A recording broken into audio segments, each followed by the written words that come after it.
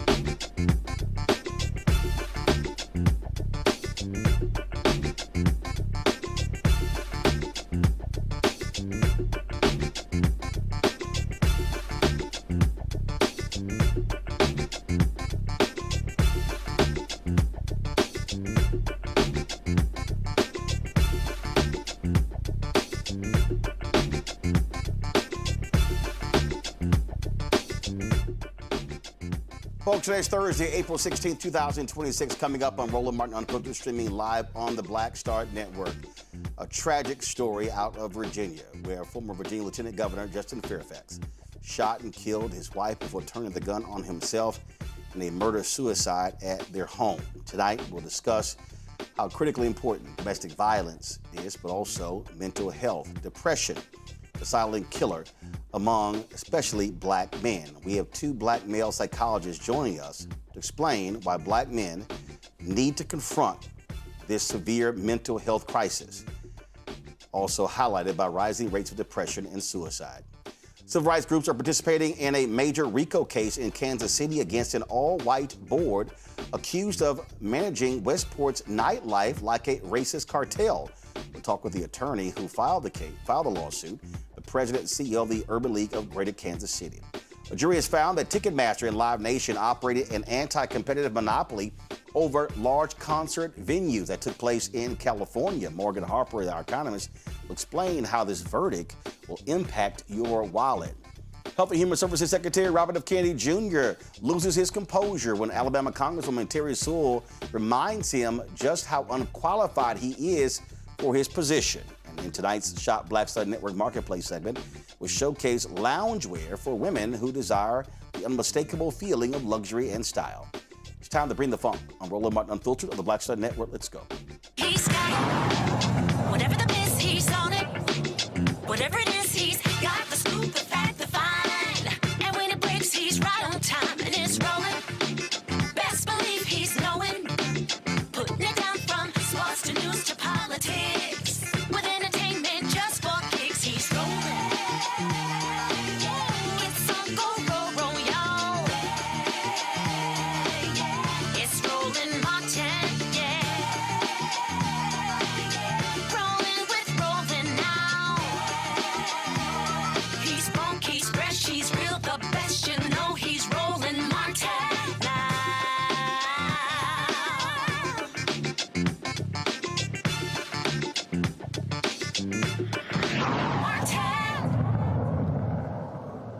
Folks, an update on a story we told you in November about a significant RICO lawsuit in Kansas City.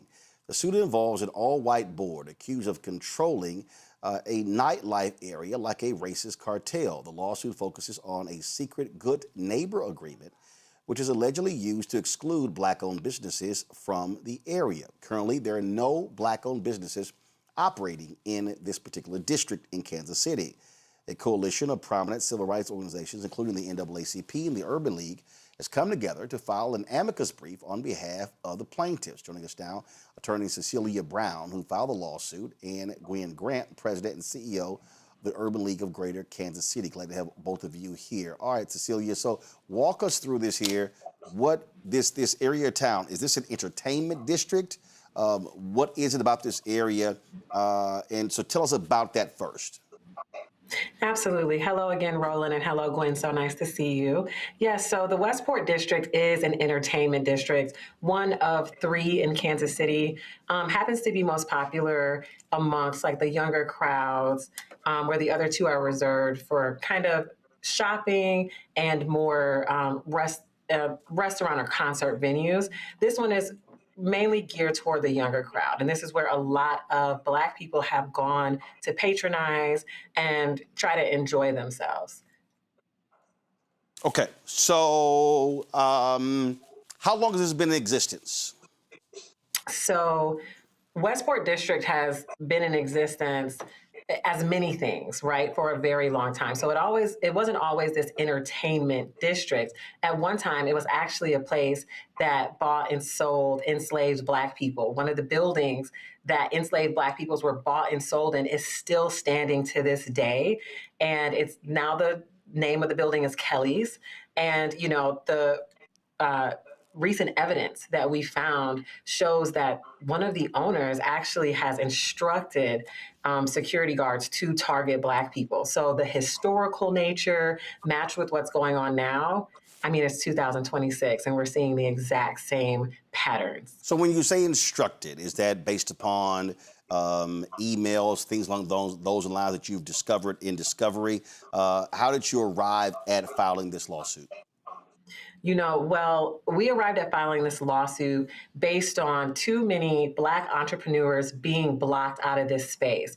But the discovery process, and quite frankly, media, your show, Roland, has allowed witnesses to come forward. One of those witnesses was the captain for the Westport Public Security Department. He came forward and said, yes, while he was captain, he was instructed to target Black patrons, to make Black people disperse from groups, to escalate Black incidences in hip hop venues. And he was specifically instructed not to escalate incidences that involved white people at non-hip hop venues. And so how many Black businesses have tried to go into this area? How many have tried to open an establishment? So I don't know over the many years how many businesses have tried, but I do know that we have 3 plaintiffs in this case. And surprisingly enough, Roland, we actually filed a 3rd amended complaint in March of this year because what we found, we've added another claim of civil conspiracy because what we found was that these business owners were reaching out to Black entrepreneurs and basically trying to get them to conspire to now take over leases in this area in order to refute the discrimination charges that we have. Thanks to witnesses, thanks to people coming forward, we have recordings, we have transcripts where literally 2 businesses are offering a $300,000 investment to a Black entrepreneur to say, hey, come get in here. This entrepreneur himself admits on tape that they were trying to refute the discrimination claim. So this RICO, this conspiracy just continues to grow. And we are so fortunate that we keep ending up with all of the evidence. Gwen, let me bring you in here. And so you and others have filed this amicus brief. Just share with us why you decided to do so. Well, what we found when we heard about this case was that this is just the continuation of what we consider to be the historical restrictive covenants. And the Westport area is in close proximity to the Country Club Plaza, which is where the restrictive covenants began historically here, which prohibited Blacks from doing business and living in these areas. And so when this case came forward, it was really evident that the city of Kansas City, Missouri, should also be held to account on their failure to protect the civil rights of residents of Kansas City as it relates to our entertainment districts, being the Plaza, the Westport area, the Power and Light District downtown. And we've experienced historically this racial discrimination relative to managing the crowd, changing the music, the playlist, when you get a tipping point of the number of African Americans in a social establishment, then the music shifts to maybe from hip hop or R&B to country and Western to make the environment less inviting. So Kansas City has a pattern of perpetuating racial discrimination as it relates to equitable access for African Americans in business, in the entertainment districts, across the board. So that's why we joined on and signed on to the amicus. And listen, what you've laid out, I mean, we have seen this take place in numerous places all across the country.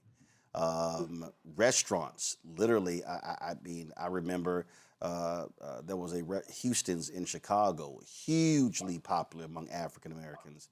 And I remember then Congressman Jesse Jackson Jr. telling me point blank that the owner pretty much shut it down because the clientele was too Black. We've seen this in other bars and restaurants and the use of dress codes, to your point, music, I mean, all sorts of different things. And this is the price, this is what it means to be Black in this country. So, there's a thing I want to add here, Roland. With the Westport area, our civil rights organizations pushed back several years ago when they started to try to set up barriers or roadblocks, entry points into Westport so that they could search people before they come in. So what we find when that happens is you have a dress code that's they use discriminatory practices when enforcing the dress codes, and we pushed back as from a civil rights perspective because of that. And then, so that's just another barrier so that we can't get in. So we challenged this at the city level. What the city did was they passed an ordinance to vacate the streets in Westport. So there's this street vacation ordinance that creates the environment for this cartel to have control, because the city has ceded its responsibility to the Westport Business District. So they control the streets. The city no longer owns the streets in Westport. Well, we own them, but we don't control them. They vacated their responsibility. So therefore, the Westport Merchants Association, the CID, they can determine who gets into Westport, what type of security measures are in place. And then when we push back from a civil rights perspective, they said, okay, we'll allow civil rights monitors. But what they did was invested in a crime prevention organization to do the monitoring and not engage the civil rights organization so that we could protect the rights of the residents who want to enter the Westport area. So it's just another form of discrimination that the city is complicit in sustaining and maintaining. Cecilia, talk about that part because the role that government plays here. Absolutely. To Gwen's point, Kansas City is responsible for what's going on in Westport, not just in theory, not just in any attenuated way. But what we found in discovery is that Kansas City Regulated Director Jim Reddy showed Westport CID how to circumvent its own ordinances in order to push through its Good Neighbor Agreement. This Good Neighbor Agreement precisely bargains for liquor licenses. On the voting form for liquor license, it squarely says you cannot bargain for this.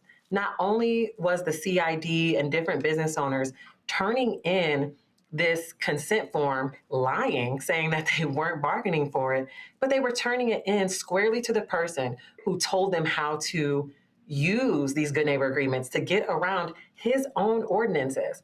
And shockingly enough, he up and resigned in February. No 2 weeks notice, no notice of anything. So we are currently naming Jim Reddy and the city of Kansas City in our third amended complaint. And we want the city to be responsible for what is allowed to happen for far too long. Questions from my panel. Let's introduce them right now. Scott Bolden, attorney here in Washington, D.C. Dr. Greg Carr, Department of Afro-American Studies, Howard University out of D.C. Dr. Nola Haynes, Georgetown University School of Foreign Service, and host Nola Haynes Is Not a Spy podcast of D.C. Scott, you first. Thank you all for coming on the show. I mean, if you've got that type of evidence, then you got a pretty strong case. But let me take a different view. It seems to me that on the conspiracy piece, I mean, the powers that be, or those organizations that are trying to keep Black organizations out from opening businesses in that district, if they're offering $300,000 to Black businesses to come in, whether it's to fight the lawsuit or not, isn't that positive? Isn't that kind of what you ultimately want, and maybe the beginning of a settlement or resolution discussions in regard to those who are part of your lawsuit? Thank you for your question, Scott. You know, from where we're sitting, it's not a positive thing, because what they did was they offered $300,000 to a convicted child predator to come in and follow their rules, to continue to perpetrate the discriminative practices that they already have. Someone that they knew that they could have under their thumb because of his criminal record. And so the evidence has shown a lot. And in this way, you're not actually allowing for free trade and free business. What you're doing is you hiring a house Negro to do what you want to do and to be the mask of, we're not racist. Right. Well, but you need racial intent in your lawsuit. For example, to the other guest on keeping Black people out of Westport, wouldn't you agree that as long as the rules are race neutral versus racially offensive, isn't that okay for the government or even an agent of the government to put those rules in place, such as no jeans, no hats, no, I don't know, jewelry, whatever would be race neutral. What's wrong with that? The rule could be race neutral. The execution of the rule is where the problem comes into place, and that's where we step in. Okay. It's how the rule is applied differently to blacks than it is to whites, and that was the problem that we anticipated would occur when they vacated their responsibility under federal law to protect the civil rights of their residents. They abdicated that responsibility to the merchants, and therefore the merchants have the power to do whatever, enforce their rules however they see fit. So it's not the rule, it's the execution. All right, I'm done being devil's advocate. I'm sorry. Greg. It's all good. Greg. Thank you. Thank you, Roland, and thank you, sisters. I'm looking at the complaint, and it reads like something out of the 1950s. This racial collusion, this all-white board saying that you hire this certain DJ to play this any song off this no play list. We're going to try to get your liquor license. Even going so far as to say if you have caterers that aren't on our approved list, we're going to try to snatch your ability to have a restaurant in your establishment. It really just seems like on its face, this is pure racism, and it shouldn't be too difficult to establish at least a prima facie case of intent. I mean, what social actions are you planning or thinking about doing in conjunction with the legal actions? Boycotts, or, I mean, what kind of social action could be combined with this kind of legal act to kind of continue to put pressure on these obvious racists? So we held a press conference in the area. As we get more into the entertainment that's coming, we've raised issues around, we've got the FIFA World Cup coming here in June, and we've raised issues in the media about, here we are saying to the World Cup that we're a city that, values equity and inclusion, while we have all of this racism and discrimination happening in one of our most popular entertainment districts. So as we bring people into the area, we're going to raise the, the spotlight, put more sunshine on what's happening in Westport. And we've done periodic updates in terms of the legal actions that we've taken. And we hope to be able to mobilize our young activist groups to show up in the Westport area and bring, some activism and perhaps civil disobedience to these issues going forward. Thank you. I think it's important to note that NAACP has still considers Missouri to be, we're on their no travel list as well. And so we're elevating this issue in that context as well. So the two lawyers asked their question. The political scientist, I'm going to ask a political question. So you've kind of hinted at this. I'm very curious about, you kind of mentioned this is a country club kind of energy. So the demographic in this area, is this a very strong conservative area, a MAGA area? I'm just trying to get the kind of political landscape here. It's a very affluent area. I wouldn't. I think you probably have a combination of all political affiliations in this area, but it is a very affluent area, and it is part of the historical racial dividing line of Kansas City. We often talk about the city as being like a tale of two cities. Divided east and west of Truce, which is a street that runs through the city. And if you're living west of Truce, that's where you have affluence and, wealth. And on east of Truce, that's where you have poverty and disinvestment in our areas. So it's more of that than I think it's the political climate. The thing about Missouri overall, we're in a crimson red state, very conservative. But in this particular area, you would find, a lot of, maybe I would say it's more of a progressive community. But the merchants, the people who own these businesses, don't want to see, it's very racist in that if we have black people, then they go, we're going to have a whole lot more violence. We're going to have, blight, these things, because we attract a black people to come in here and shop and to eat and to frequent the bars and other establishments. Cecilia, final comment? Absolutely. I just would like to continue to thank you for raising this issue. As we find more evidence, we grow more and more confident. So, I know we were asked, what are we asking Black people to do? I'm not asking Black people to do a thing. I want white people to pick up arms and to stop this. And if they won't, that's when we step in. All right, then. Let me thank both of you for joining us. Keep us abreast of what happens in this case, Cecilia Brown, as well as Glenn Grant. Thanks a lot. Thank you. Thank you for having me. Folks, going to a break. When we come back, more right here on Roland Martin Unfiltered, including talking about the tragic murder-suicide out of Virginia of former Lieutenant Governor Justin Fairfax and his wife, a dentist, Dr. Serena Fairfax. It is a story that shocks so many of us, and we will get into that right here on Roland Martin Unfiltered on the Black Star Network. MAGA Republicans ended diversity programs, cut funding for Black students, and fired federal employees. And they won't stop there.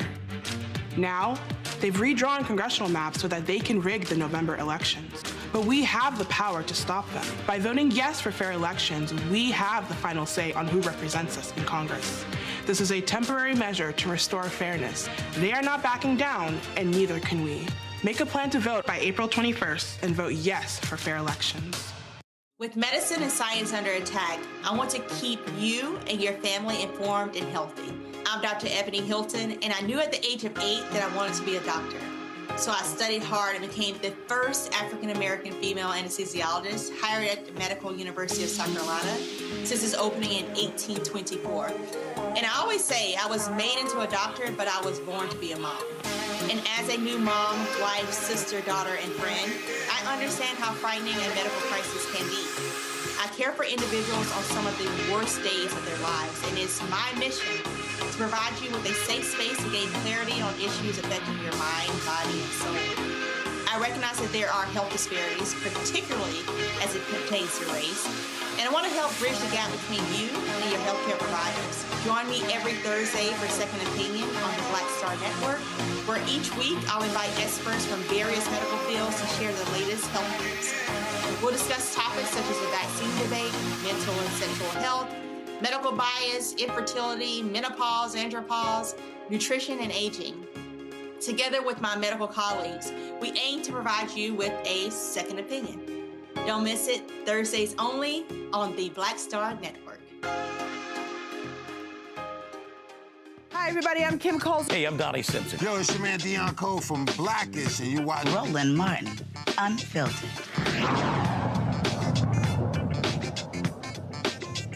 One second.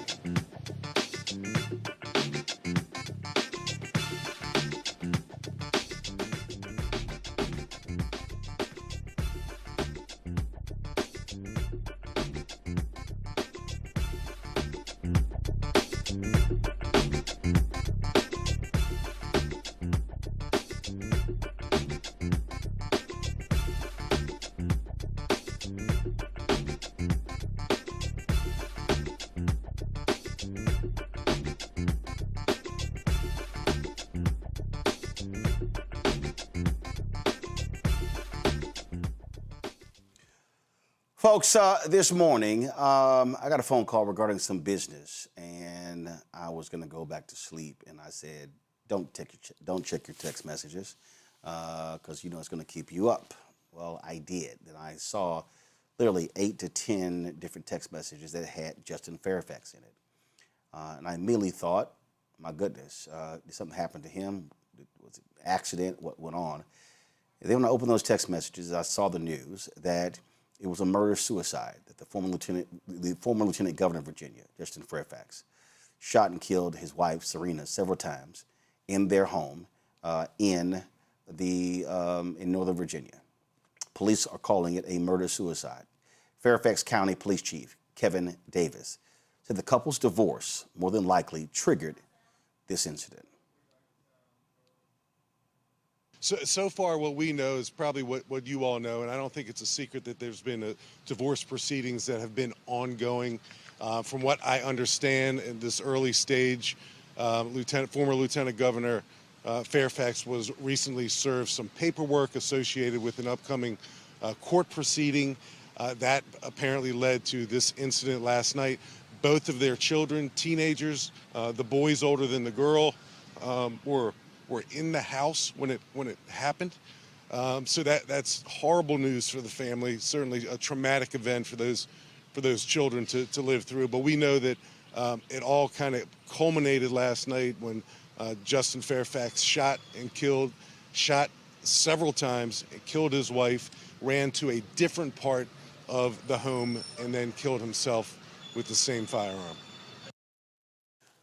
Both had been living in the same home, according to media reports.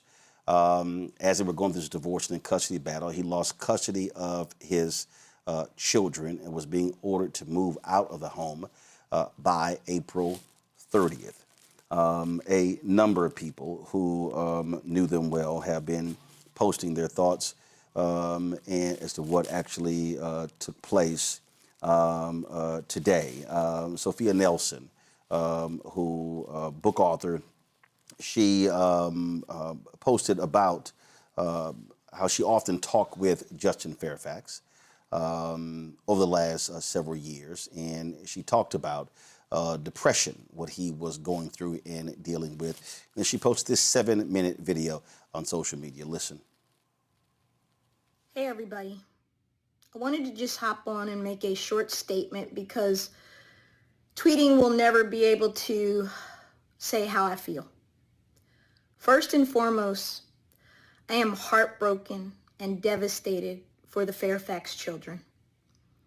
I thought the statement put out by DeMatha High School, which is a high school that Justin attended, it's a Catholic high school here in this region, was a good one.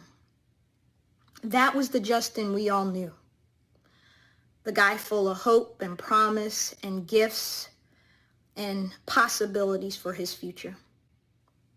All of that changed in 2019 when Justin was lieutenant governor. The second thing I want to say is Serena Fairfax, anyone who knew her knew she was an amazing woman. Kind, good, a great dentist, faithful to her patients and her community, and faithful and loyal to her husband at the most difficult and dark moment ever for their marriage and for their family when these allegations about Justin came out in 2019 when he was serving as Virginia's lieutenant governor. Serena didn't deserve her ending. Serena did not deserve what Justin did to her. Those of us who talked to Justin as late as Monday or Tuesday of this week or were in often contact with him knew that he was depressed, knew that he was in darkness, knew that he was dealing with everything he had lost, feeling that there was no hope. And all of us tried to encourage him to get help, to get back in the arena, to not give in, and to do something good through all of this, something he called the culture of cruelty. He wasn't able to turn that corner. But none of that justifies murdering his wife while their children slept in the home and leaving his children holding the bag in something that is unthinkable and unimaginable for someone in their 30s, 40s, 50s to handle, much less 2 teenagers who now don't have parents. I would ask those of you on social media to just stop with the ugliness, the vitriol, the name calling, the judgments, because you don't know this family and you don't know what was going on. What you know is the outcome, and it is tragic and horrible and something none of us that knew them ever thought was possible. I think if we're honest, some of us thought Justin could hurt himself because he was so depressed and down. Up until Tuesday of this week, one of the last things Justin said to me was, I need somebody to help me to prove my innocence. I can't get my life back until somebody stands up for me. I had done so in a Washington Post piece in 2022, but I had done all I could do. Others should have stepped up. I think there's a bigger conversation for us to have about this, but not right now. I think we have to talk about men in depression. I think we have to talk about domestic violence. I think we have to talk about men in dealing with their emotions and what happens when they don't. I think there's a lot to talk about, but I don't think now is that time. I think the Fairfax children are what we all need to focus on. And they have two really good families in their mother's family and their father's family who will get them through this and who will love them and care about them. And that's what I care about. I'm angry at Justin.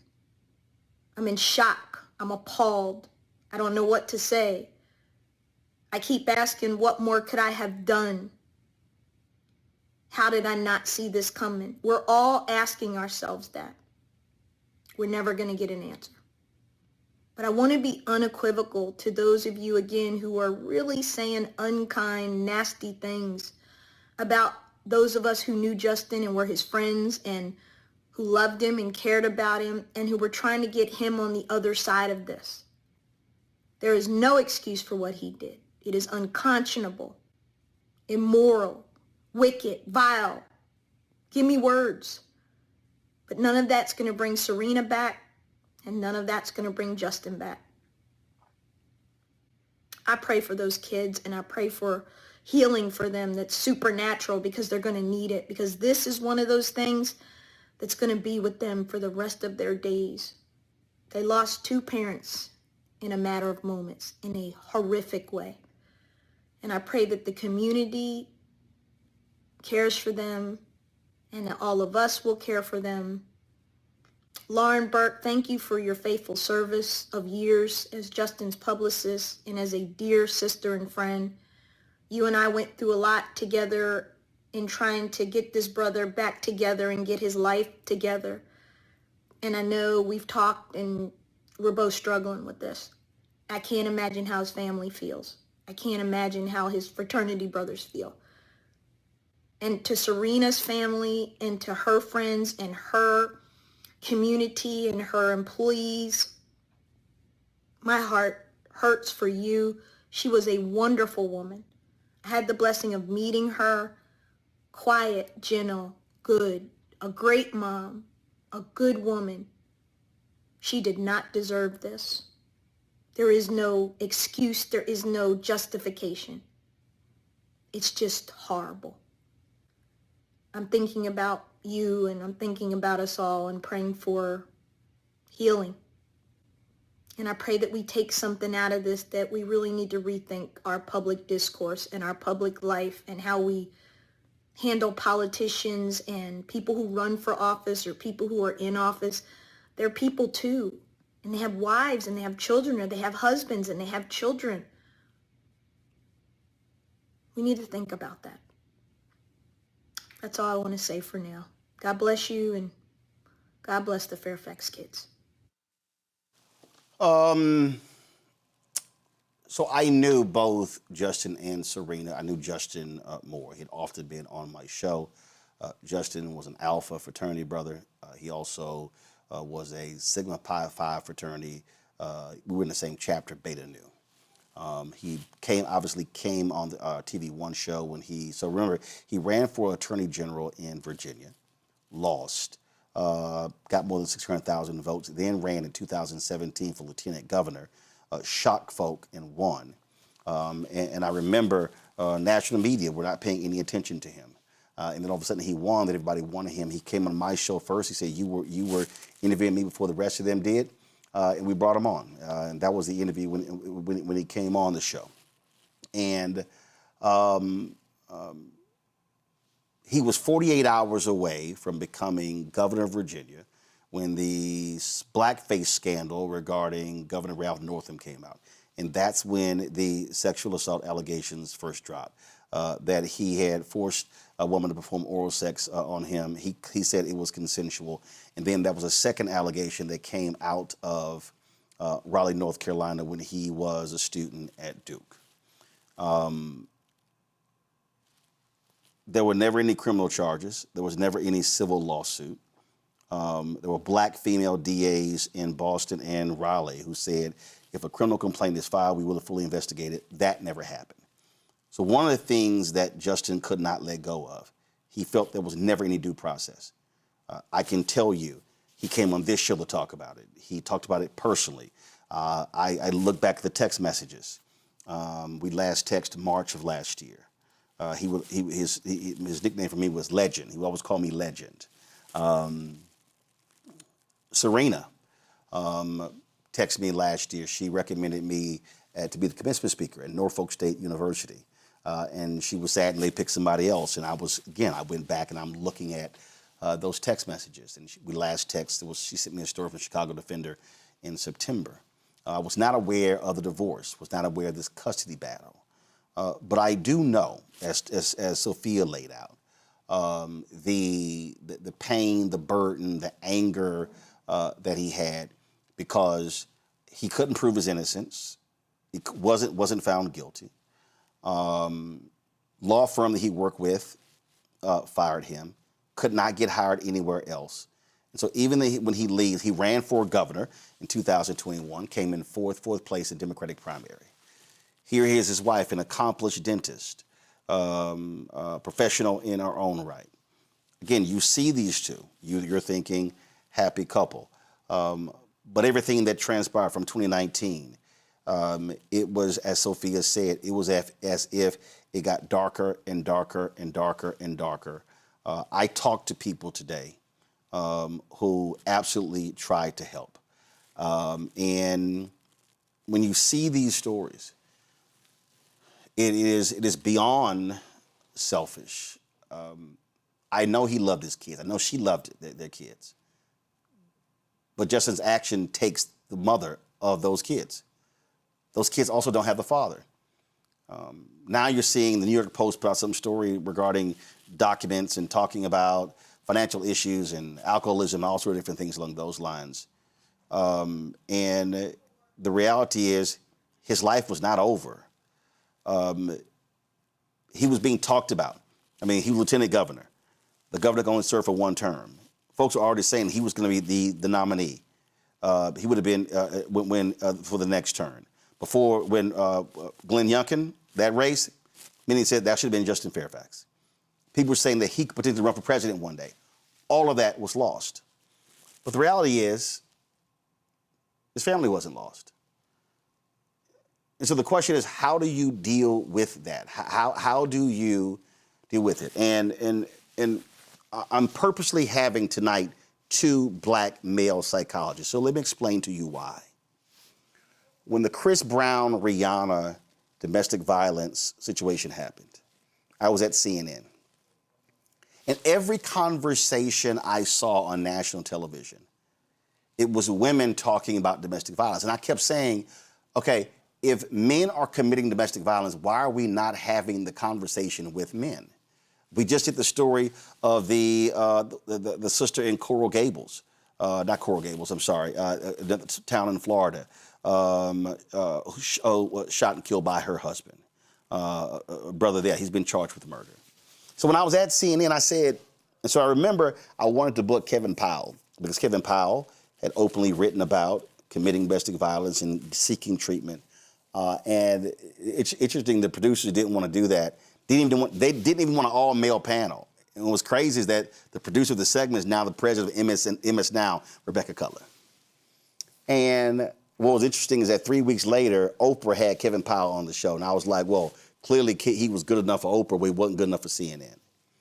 But the issue that I had then was that whenever we talk about domestic violence, we aren't dealing with men. We aren't having men talk about dealing with men. Joining us right now, Doctors Aldwin Tart, Kevin Washington. Kevin, of course, with the Black Psychologists Association. And let's be clear, neither one of you treated Justin Fairfax. I don't know if you knew him or his wife. But based upon all that we know, Kevin, I'll start with you, is that here was an individual who could not handle the destruction of his political career, which impacted the personal career, and now brings in the devastation of his family, now leaving not only, my God, his teenage kids. I mean, it was the son was the one who called 911, but also brothers and fathers and her family as well. So this tragedy it goes beyond, killing his wife, taking his life. Now you're going to have lifelong implications as a result. I mean, when you talk about the dynamics of Black men and mental health and elements that are often untreated, the dynamics of living in a space that denies you the full expression of your maleness, the presumption of incompetence when you walk into a given space, the idea of trying to measure up and trying to find ways to fit in places that don't want you to be there, in the context of a space of coming from communities of disavowed identity, there is a seed, a bed that is fertile for creating a condition of confusion, a condition of lack of groundedness, but more importantly, then one tries to find a way to be grounded in a false position of humanity in places that still don't want you to be there. So it's a lot. I mean, the story is thick. The children there, when this process takes place, the long impacts of it. You mentioned it very clearly of how many people are impacted by this entire process. And here we are in a space where we are still dealing with the issues of Black men suffering in silence. There's no silence at this time. It is time for us to begin to reckon with certain things that we have not been looking into. What does it mean to be who we are?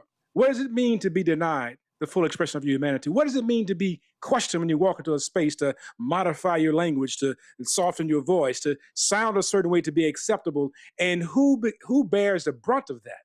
If I cannot express this out in the world to someone as how I'm frustrated, it often may implode within our homes. But that's not to justify the issues of domestic violence. It is simply to say that we have to have the release valve put there. And I will say that research we did with Black men and research around workplace issues, and we said, talk about your most challenging part of the job. They said my most challenging part of the job was going to happy hour with my coworkers, my non-Black coworkers. It said for them, their happy hours when they were driving away from that particular environment. So do we ever talk about the frustrations of being in certain spaces? And then you have people, when you get to your home and you're not getting support or whatever you feel that you should get, right? And that this is not about what should have happened. I'm simply saying that our interpretation of reality, not the issue of what is real. All those things begin to set the condition around which individuals can and oftentimes do implode. That's why we hear psychologists talk about how we relieve ourselves. Aldwin, when I posted that we were doing this, people immediately said, well, you talk about mental health, you should be talking about domestic violence. And I said, but they actually go together. And I said, if you do not address the mental health issue, then it's going to lead to domestic violence. And again, see, this is the issue that I have when we talk about domestic violence only from a female perspective. If we do not have conversations and confront domestic violence from a male perspective, then we're not getting at the individuals who are largely committing domestic violence. And that person that goes to that extent that commits domestic violence, that is a mental health issue that you have to confront. So it could be ego, it could be narcissism, it could be anger, it could be selfishness, it could be post-traumatic syndrome, it could be any number of things. And those are things that we have to address.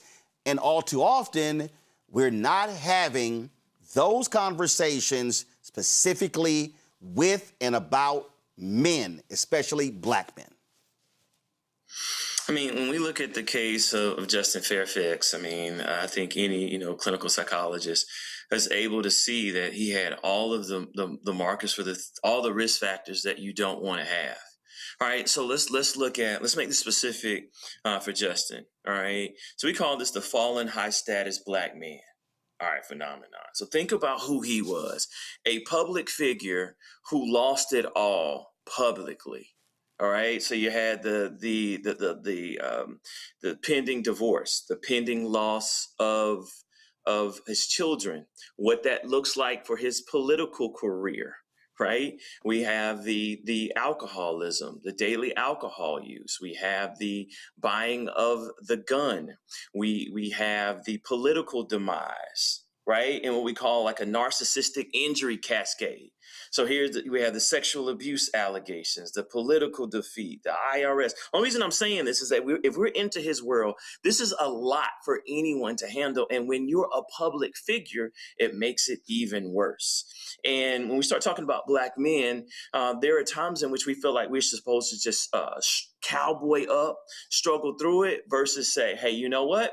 This is too much for me to bear, right? And one of the things that we know about when it comes to just men, especially Black men and mental health, the stronger, if we're talking about mental wellness, mental fitness, is actually to be vulnerable about what's going on. Well, the complicated thing is when you are a political figure, are you a public figure? First of all, who can you trust? There's only 4% of psychologists are Black men. 4%. So who could he go to and trust? 2, did he even want to go? A lot of times men would say, hey, that makes me weak. If someone found out I was seeing a psychologist, would that disqualify me as mentally stable or mentally strong or able to govern? So there were a lot of things that were working against Justin. Right now, I did not know him personally, right? But when we start looking at this persona and we look at it specifically, when we look at suicide rates, believe it or not, suicide rates are higher among political figures, police officers, pastors. Why? Because if you're the helper, if you're the fixer, who do you go to get fixed? And then if we compound this, all right, with actually having a gun and having intimate partner conflict, raises the chances of homicide and suicide by about 500%. All right. So when we start looking at, the policies of these states and really keeping people safe and keeping families safe, the access to a gun without a mental health evaluation, right? Not being able either to access or maybe his reluctance to access care for depression, alcoholism, partner relational conflict. This is how a clinical psychologist would code it. And then work stress, and then conflict with his children as far as whatever the custody is. That's a lot for anyone to deal with.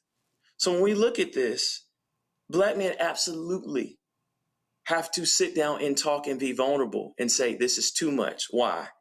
Because when we express it, we can actually decrease some of the stress that we're under so that we don't get to a point to where suicide, homicide becomes a viable option because someone is depressed. And just a point of clarity, because I know people are going to say this. All domestic violence is not necessarily linked to mental health. There are some people who are just, who don't have any mental health diagnosis when it comes to domestic violence. That is just a mindset that they have, right? But there are also others that in this case, where there's comorbid depression, alcoholism, political devise, public scrutiny, conflict with the courts, right? And then ongoing stress that becomes intolerable. And Kevin, and this is, again, I guess what really bothers me, I've been looking at a lot of these comments. Monster, evil. But first of all, anyone who chooses to turn on their spouse and kill them, that is beyond deplorable. And then kill yourself in a home with your children. Yet when we start examining all of these things, Aldwin laid it out, this, and you as well, in terms of being this high achiever. I mean, here was someone who ran for attorney general, who was a U.S. attorney, went to Duke, Columbia Law School, body man for Senator John Edwards when he ran for president, who clearly, I mean, I remember it vividly. He wins in 2017, and he's called one of the stars of the Democratic Party. You can only be a governor with one term in Virginia. Oh, he's going to be the nominee in 2021. He's 48 hours away from becoming governor. Allegations then drop. And I can say this because I know of the conversations we had.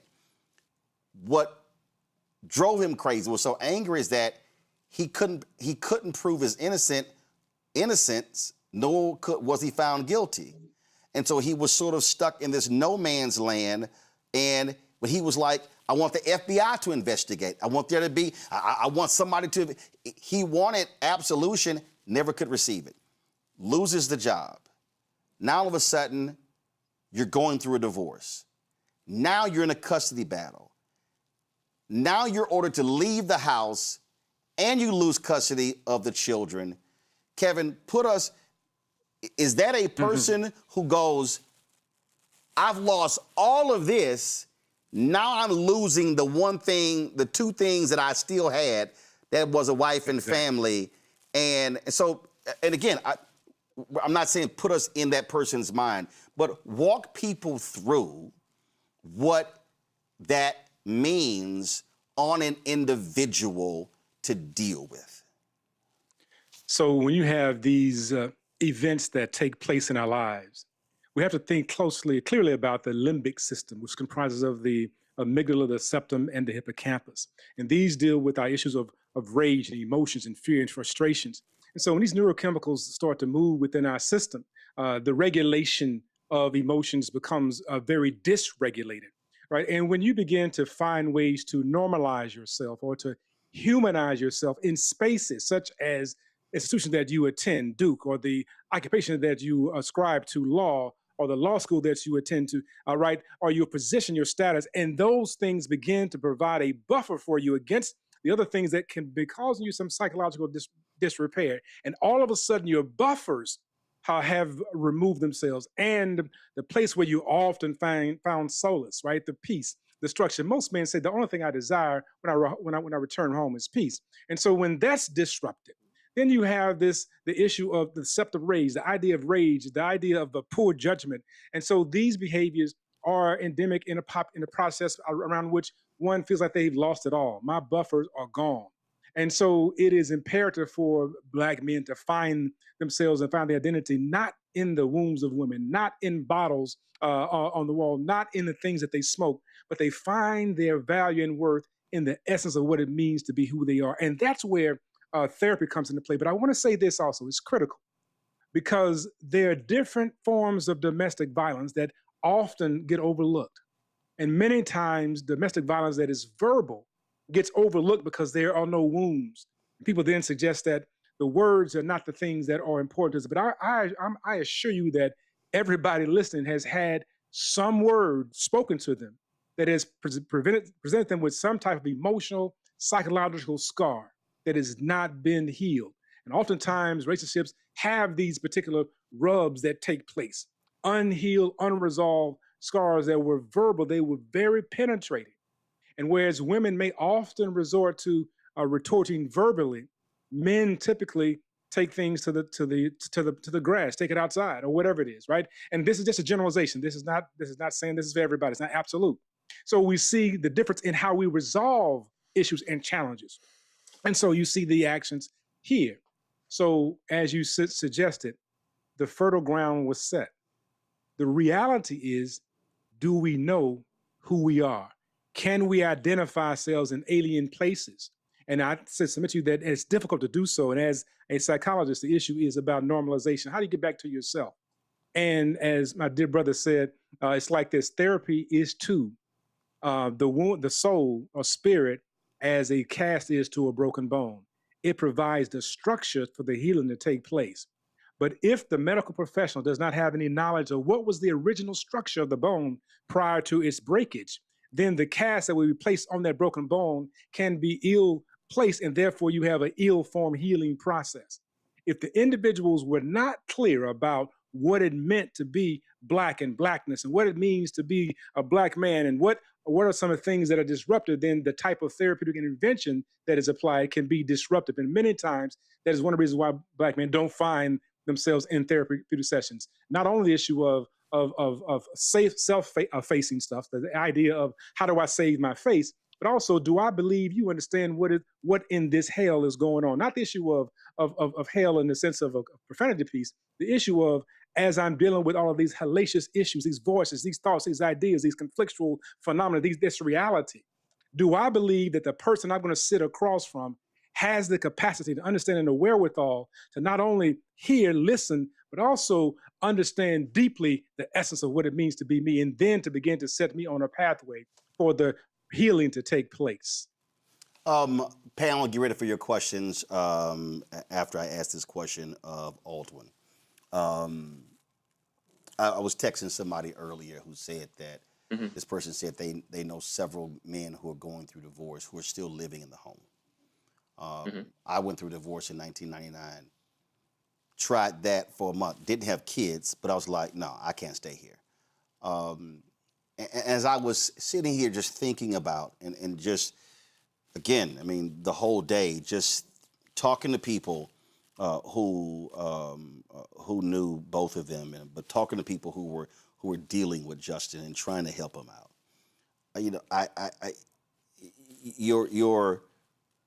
You're almost married 20 years. You're 47 years old. You've got 2 kids. You're in this divorce, this bitter divorce. Now you're in the custody battle, yet you're still in the same place. You're seeing this person every single day. Talk about what that is like every day. And then, of course, we find out that he was ordered out of the home by April 30th and also losing custody of the children and the impact that has on someone who is already in an extremely fragile state. I mean, well, first of all, Roland, Justin is your friend, all right? And so you have to honor him, you know. On the other end, we have to accept accountability, right? And so this is what I mean, all right? I want to respect. He lost custody of his children, right? That means that a court looked at this and said it's not safe for him to be around his children. He had a handgun, depressed, drinking alcohol, right? And has the means to get therapy. Now, Kevin will tell you, we're not hard to find. All right. And if people were trying to reach out to him, and you know this, Roland. We're not hard to find. But what I'm trying to do, I'm trying to get that brother to understand the scene that's being set and how you need to remove yourself from a situation and be somewhere so you can begin the healing process. And that was a book I read when I was in divorce. It was called "A Divorce is Like a Living Death." And so this is what we have to get men. We need men to be thinking about this, but also brothers around them also helping them to understand that if you're staying in that place, knowing the condition that you're in, it's gonna go one direction, and it's not a good one. So how do we do that? One, right? So the Bible says, all right, plans fail due to lack of counsel, but with many advisors, they succeed. See, what I did was reframe counseling as something that you get as a strength, all right? And when we're a strong man, and you look at is there anyone stronger? We look at a persona of strongness. A lot of times we'll push back with getting help because it's an indication that we're weak, all right? And I see where you're going, Roland. Because our culture has called it weak. Our culture has said, oh, man, you weak, you ain't weak. Suck it up. That ain't what a man do. What you're saying is like, no, getting help is actually, that's... Because you don't enter your family. Because a real man has to protect his family. And I'm talking about real men, not saying Justin wasn't, but I'm talking about the male ego, right? We're here to protect emotionally. And so that means that I can bleed out on my family, right? Or I can say, hey, you know what? I'm going to go get well. This has been a lot on me. And my wife, my kids don't deserve for me to handle this in a way that's dysfunctional. right? So where I get to a point to where the court has to decide whether I'm fit to be in the home, to where the divorce gets so bitter and we're staying in there and the kids are watching this on a regular basis, right? So the manlier thing to do is to be vulnerable and say, I'm not going to let what's going on in my life, right? And he certainly had a lot of stress, right? Just to say the least. He had multiple compounded stress in the public eye while going through privately, going through hell, right? But also refusing therapy. So every man watching out here that thinks that we can lone wolf, or the strong thing to do is to suck it up, or don't cry. The stronger man says, you always default to the thing that's harder. If I'm talking to men, is it easier to drink and act like everything's okay and be silent, or is it harder to sit down in front of a psychologist or a therapist and say, my life is falling apart? I feel unjustly accused. I'm losing everything. I've publicly fallen in front of someone. I was once deemed to be one of the strongest Black men in the country, and now I can't even keep my family together, my reputation together, right? And I'm losing access to everything that I know. Now, what if he was able to be vulnerable and talk to a mental health therapist, to be able to vent, then to be able to get diagnosed with depression, then being able to get coping skills that don't involve alcohol, right? Then being advised, hey, you buying a gun is the worst thing that you can do if you ever want to have custody of your kids. Right. And it's the absolute wrong thing for you to do to not only keep yourself safe, but your wife safe and your family safe. Right? He could have even been hospitalized. He could have done day treatment. He could have gotten medication, right? Now, I know we think, I don't want to do those things. But think about if he would have addressed his mental health issues, his feelings in a proactive, productive, and healthy way by putting himself in the care, not only of one, because like Kevin would say, he would have had multiple doctors, a psychologist, a psychiatrist, a primary care physician, right? He would have had multiple resources that would have helped him to potentially be here without harming himself and family. So men, as you're listening, vulnerability is a strength, because then you can name it. And when you can name it, I'm depressed. And there are men out here, and I want to see the comments. There are men out here that said they're depressed. Right? I used to work for the NBA, and one of the campaigns that they did to get men to shift to depression being manly is to get men that men respect to say, I was depressed. Kevin Love, I was depressed. Paul Pierce, I feel anxious. Right? Marquise Morris, I was depressed. So when we start looking at this as Black men, we're under a lot of pressure, and he was certainly under compound stressors for a long time. I really wish and pray, all right, if there's anything that can be learn from this, from the broader mental health community, is that as men, we have to sit down and talk about our pain so that we can heal and not hurt those we're tasked to protect. And the reason I was, again, pushing that way, as I was thinking about, I mean, the reality is I know lots of sisters, and I know when sisters get together, conferences and whatever, and I've been very critical of a lot of male conferences where it's quite superficial, it's not deep, not deeper than mustard on a hot dog, where you're not dealing with real, true feelings. And the thing that's also so frustrating to me is that I know the conversations as an alpha that we've had in our brotherhoods, when brothers are actually communicating. And Justin was a part of 2 male organizations, but that brotherhood existed. And so the reason brothers are watching, meaning adult brothers are watching, college brothers are watching, teenage brothers are watching, and I need them to understand that we have a role, because there are things that we need to be watching for and listening when our homeboy is talking, when we're at the basketball court or on the golf course, to understand that that pain that a person is enduring, they may be trying to cover it up, but we also, for lack of a better phrase, need to be first responders in pushing them, bruh, how you doing? And not just, yo, I'm good, and not accepting, I'm good. Let me go to my panel. Scott Bolden, you're first with a question. Yeah, thank you, Roland.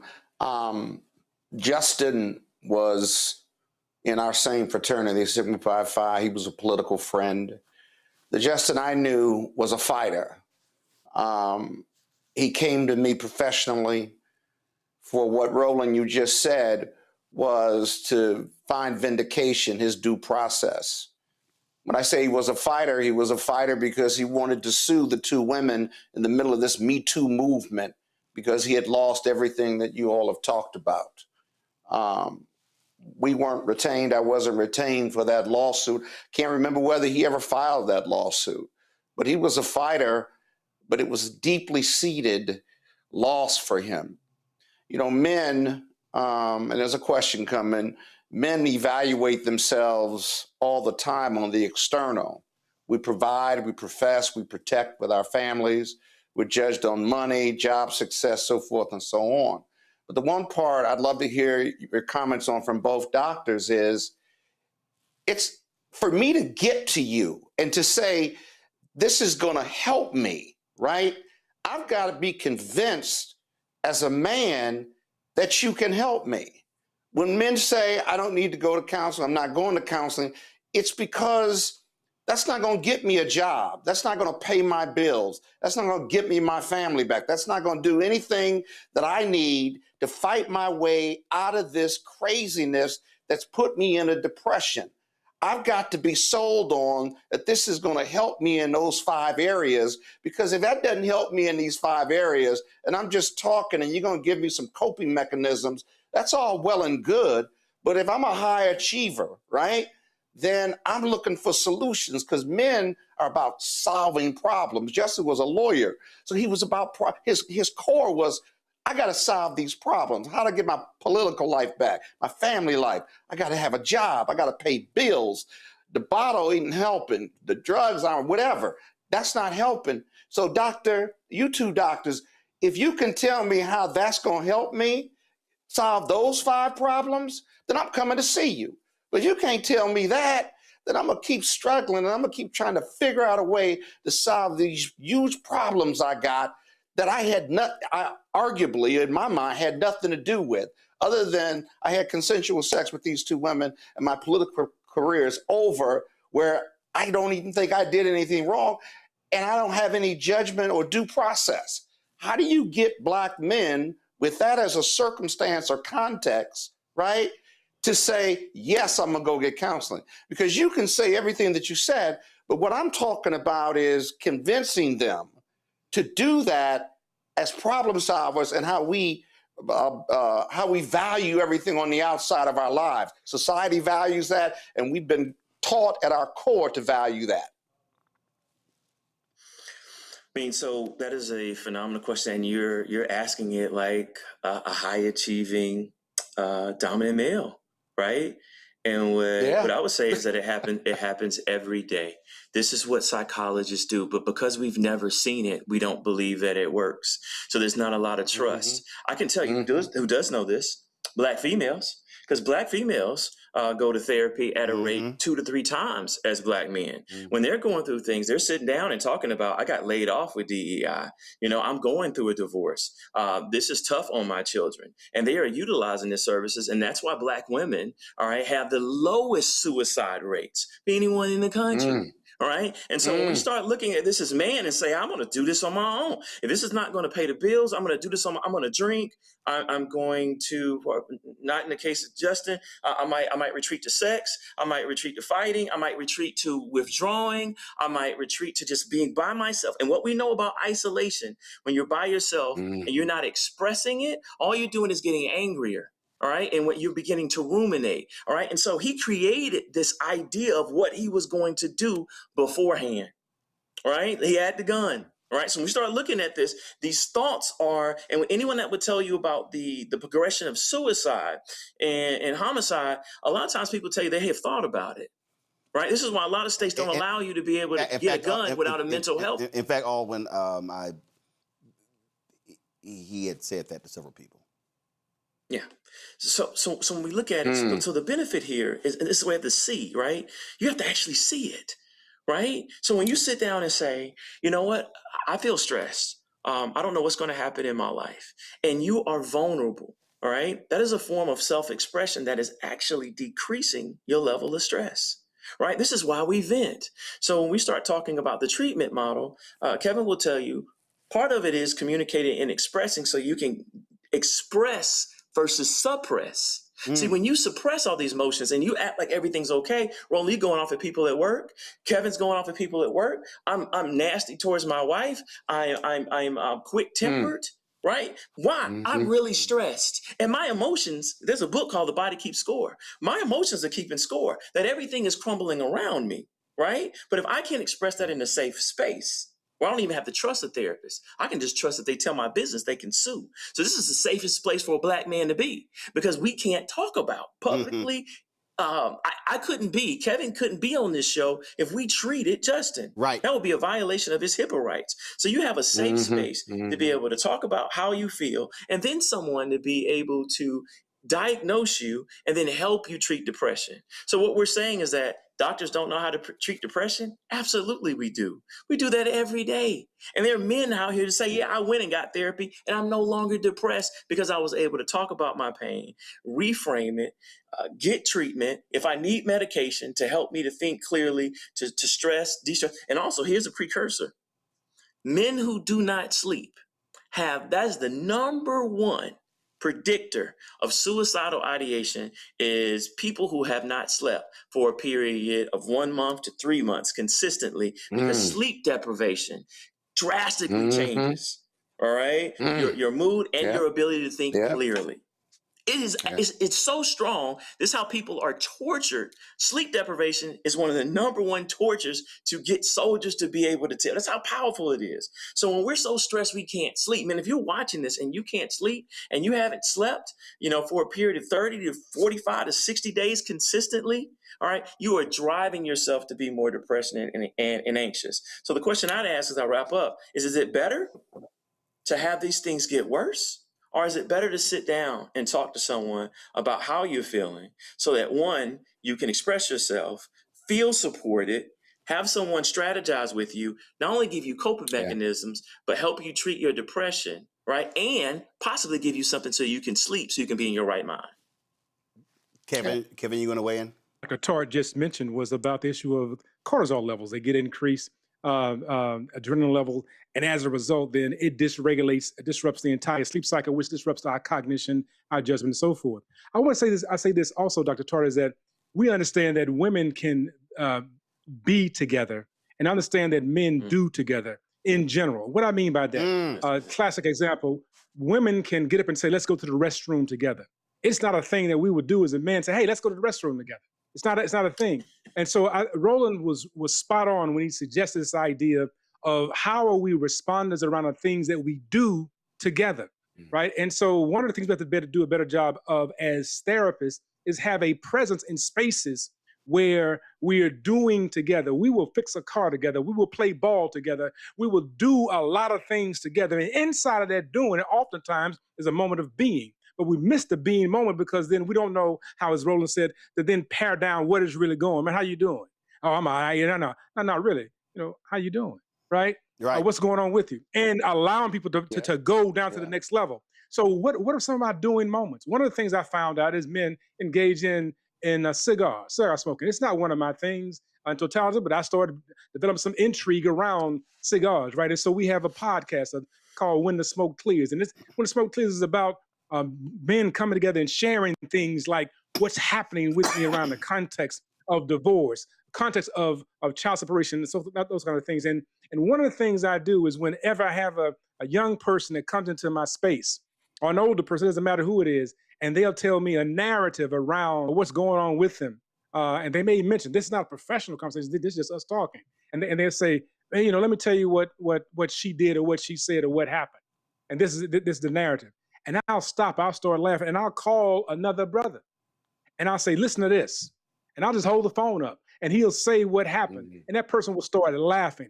And it's not laughing at what happened. The issue is it normalized the situation so that a person who is, as Dr. Tart says, the idea of high function, high achievement, begins to realize that, you know what, I'm about as normal as everyone else. That we all are having to deal with different dimensions of the same thing. And then we run through the idea of the narrative, like, what night school did certain people go to play the same plays day after day, no matter what generation they find themselves in? So we talk about normalization. So these are the things that we have to figure out. Is it how do we find ourselves in spaces. So it's the being in our activities, the cigar smoking, the where we find ourselves. This is the work. We can't assume that somebody says that I'm going through a hard time, and now I'm going to admit to you to a therapist, to myself, that I need a therapist. That I got to, no. That's probably the last thing I would do. It's the first thing I should do. It's the last thing I do, because it is an admission of a defeat. I can't be a father. I can't be a politician. I can't be a man about the community. I can't be an upstanding person who went to institution and lived life in an upright manner. I can't be a good son. I can't be so many things. And all of a sudden you want to tell me I can't handle my issues? So we have to do a better job of saying, listen, we're here. We have to do a better job of doing this, telling stories, making sure that we know, as all of us have said. Roland, you said, I've been through a divorce. I've been through a divorce. Some of the stuff that I can tell you about that happened, that Jackman, I can tell you that, yes, I thought about suicide. Let me tell you this, and I tell people all the time about the situation. It was so hard for me the first holiday season that I was Thanksgiving, that I was not with my children because of the divorce situation. It was so hurtful because I enjoyed doing things with my children, cooking and moving around and parades or whatever we did. And I sat up in the bed so depressed that I'm a therapist. It don't mean I'm immune from this. And I started texting people that I am thankful for your friendship. I'm thankful for your presence. I'm thankful for whatever it was. I didn't have any intentions. I simply just started to reach out and to say, I'm thankful. And I'm still sad and depressed. And all of a sudden, people start responding back to me in kind. The second thing, and this is what you said, Dr. Tart, very clearly, is that when we roam free in our heads with no adult supervision, that's Dr. John Levine Zant, we cause a lot of problems. So when I began to let it out and I began to just share, it wasn't to a therapist, it's just to friends. Hey, and they started sharing with me, thank you for this. Thank you for that. And I began to recognize my value and worth was more than simply trying to satisfy somebody who wouldn't be satisfied, whether that's on a job, in a family, in a community, wherever it was, that I had value and worth outside of those spaces. At that point, I had the strength to be able to reach out to a mental health professional and start talking and a therapist needs a therapist and begin to talk about these issues. So we have to then, first of all, be in spaces, normalizing, know how to be early responders. Secondarily, have to understand the process around which we allow folks to know that this is normal stuff. You only go on with everybody else, other folks are going through. We figure out how to get through together. And the third thing is to know that when you begin to have acts of altruism, that is, when you begin to have acts where you reach out to people beyond your own circle of pain, your cycle of destruction and despair, and you will begin to find that you begin to help and uplift somebody. And in that process, you cannot help but be uplifted. And I will share with that. Right now, I'm in my mother's kitchen. My mother died February 15th. And so we're here getting some things together. That's part of the reason why we're in a different location. But I wanted to say that one of the things that she always reminded me of is that she says it is difficult to help somebody else without helping yourself in the process. She says always know how to extend beyond your own hurt and pain. One of the things that and Nola's going to ask the next question before I go to her, when you were talking about that something that we have to recognize is that while we are going through our stuff, sisters are having to deal with us going through our stuff. And so here is Serena having to deal with all of his stuff and still being high functioning at her job as a dentist and still taking care of their children. So again, you going through your stuff, you're not by yourself. Kevin talked about, listen, I went through a divorce. I didn't have kids. So I didn't have that. So when it was over, it was over. I didn't have anything else tying me to that person. When you have kids, you do. And we talk about how we just don't want to confront stuff. I remember I went to it was a men's conference, and I had a work retreat that Friday, and so I didn't get to the retreat until Saturday around 4 p.m. And when I arrived, they said, it was a play date. Guys were out, and they were at, there was a church retreat. They were fishing, playing basketball, doing whatever. And so came back for dinner, and then we had this evening service, and I'm sitting there, and I'm sitting in the back, and then probably about an hour in, I see them bringing in sandwiches and some other stuff. And I'm like, what's going on? They said, oh, we got food and games. I was like, hold up. Y'all played all day. We had dinner. And we in here about an hour and a half. Then we about to play again. And so I stood up and I was like, I said, I know a lot of y'all brothers and some stuff y'all are personally going through. And this probably, my divorce had probably been finalized a month or two. I said, I know y'all going through some stuff. I said, and there are some sisters and some wives and some girlfriends and some mamas and some aunts who sent y'all here hoping to deal with your stuff. And we about to play more games? I never even checked into my hotel room. I just actually went back home.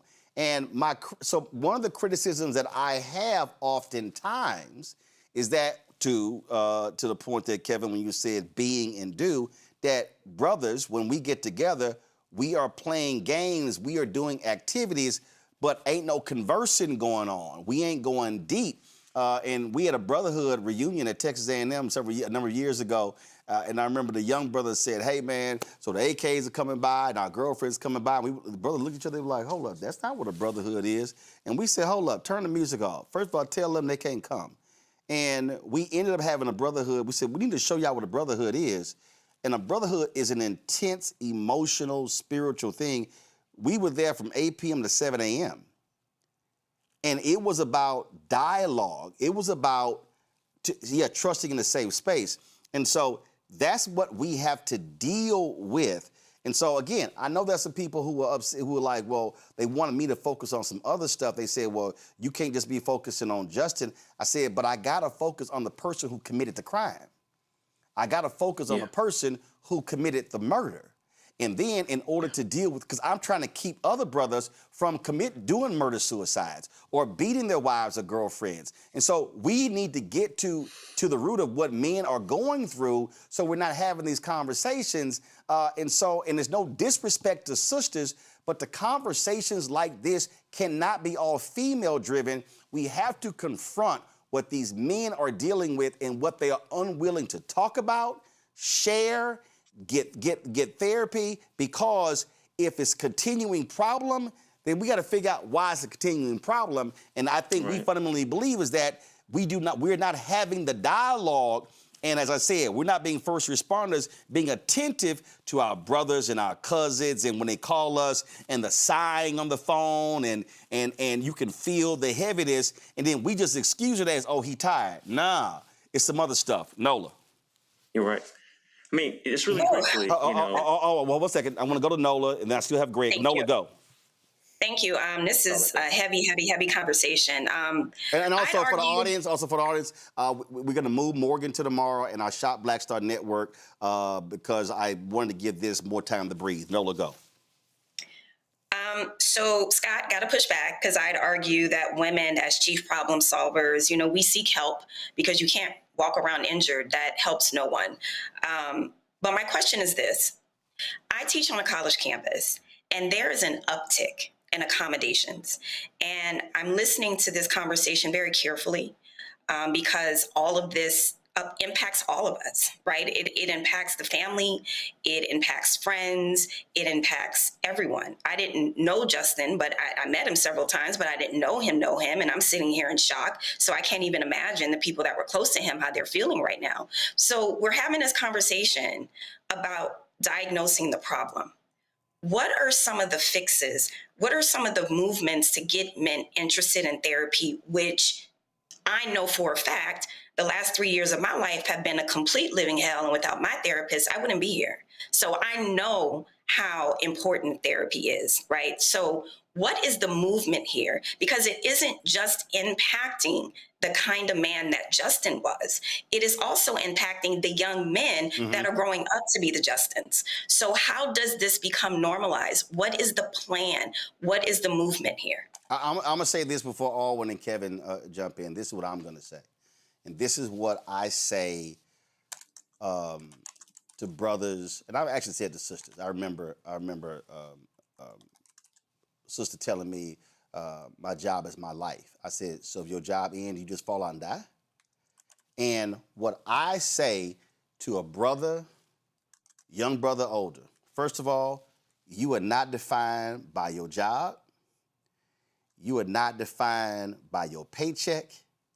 You are not defined, your life is not defined by what other people say about you. That if you lose all of that, and all of us, when we get to that point where we about to, where this life is over, we ain't thinking about none of that stuff. So if in the end, you ain't thinking about all your stuff, but you thinking about your people, that should be your primary motive.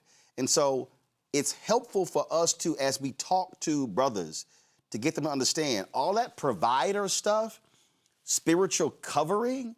A provider is not, that does not always mean financial. A provider also means being there spiritually, emotionally, for your family, for your wife, for your kids.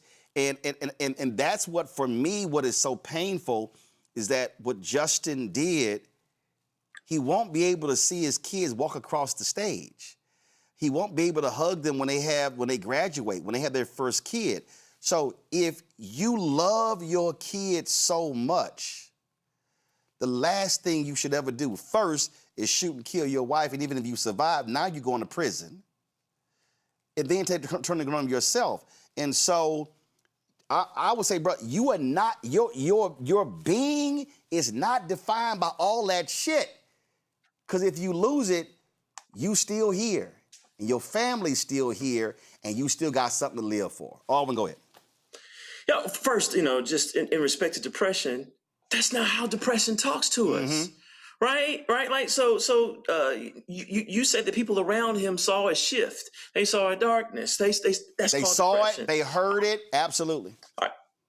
Treatment, right? So I used to work crisis line in Inglewood, right? So we used to work the suicide hotline crisis. Guess what we do? Get men to talk about what they're going through to de-escalate them, right? So if it doesn't work, if talking doesn't work, why do suicide hotlines exist? So 1-988, men that are watching, keeping it inside is only going to make it worse. And then it gets to a point of no return. They did a study of people who, I don't want to say it, but failed at committing suicide. Right. And what they found was that, those who survived actually had a moment. Most of them had a moment of regret. They did this study on soldiers, a moment of regret after trying to commit suicide to where they regretted it. Now, why is that relevant? They found that if we can get men to talk, right, that there is a window of depression. There's a window of suicide. There's a window of homicide where homicide police know this, where you can just de-escalate someone and get them below where they are literally not in their right mind. Then they can think more rationally.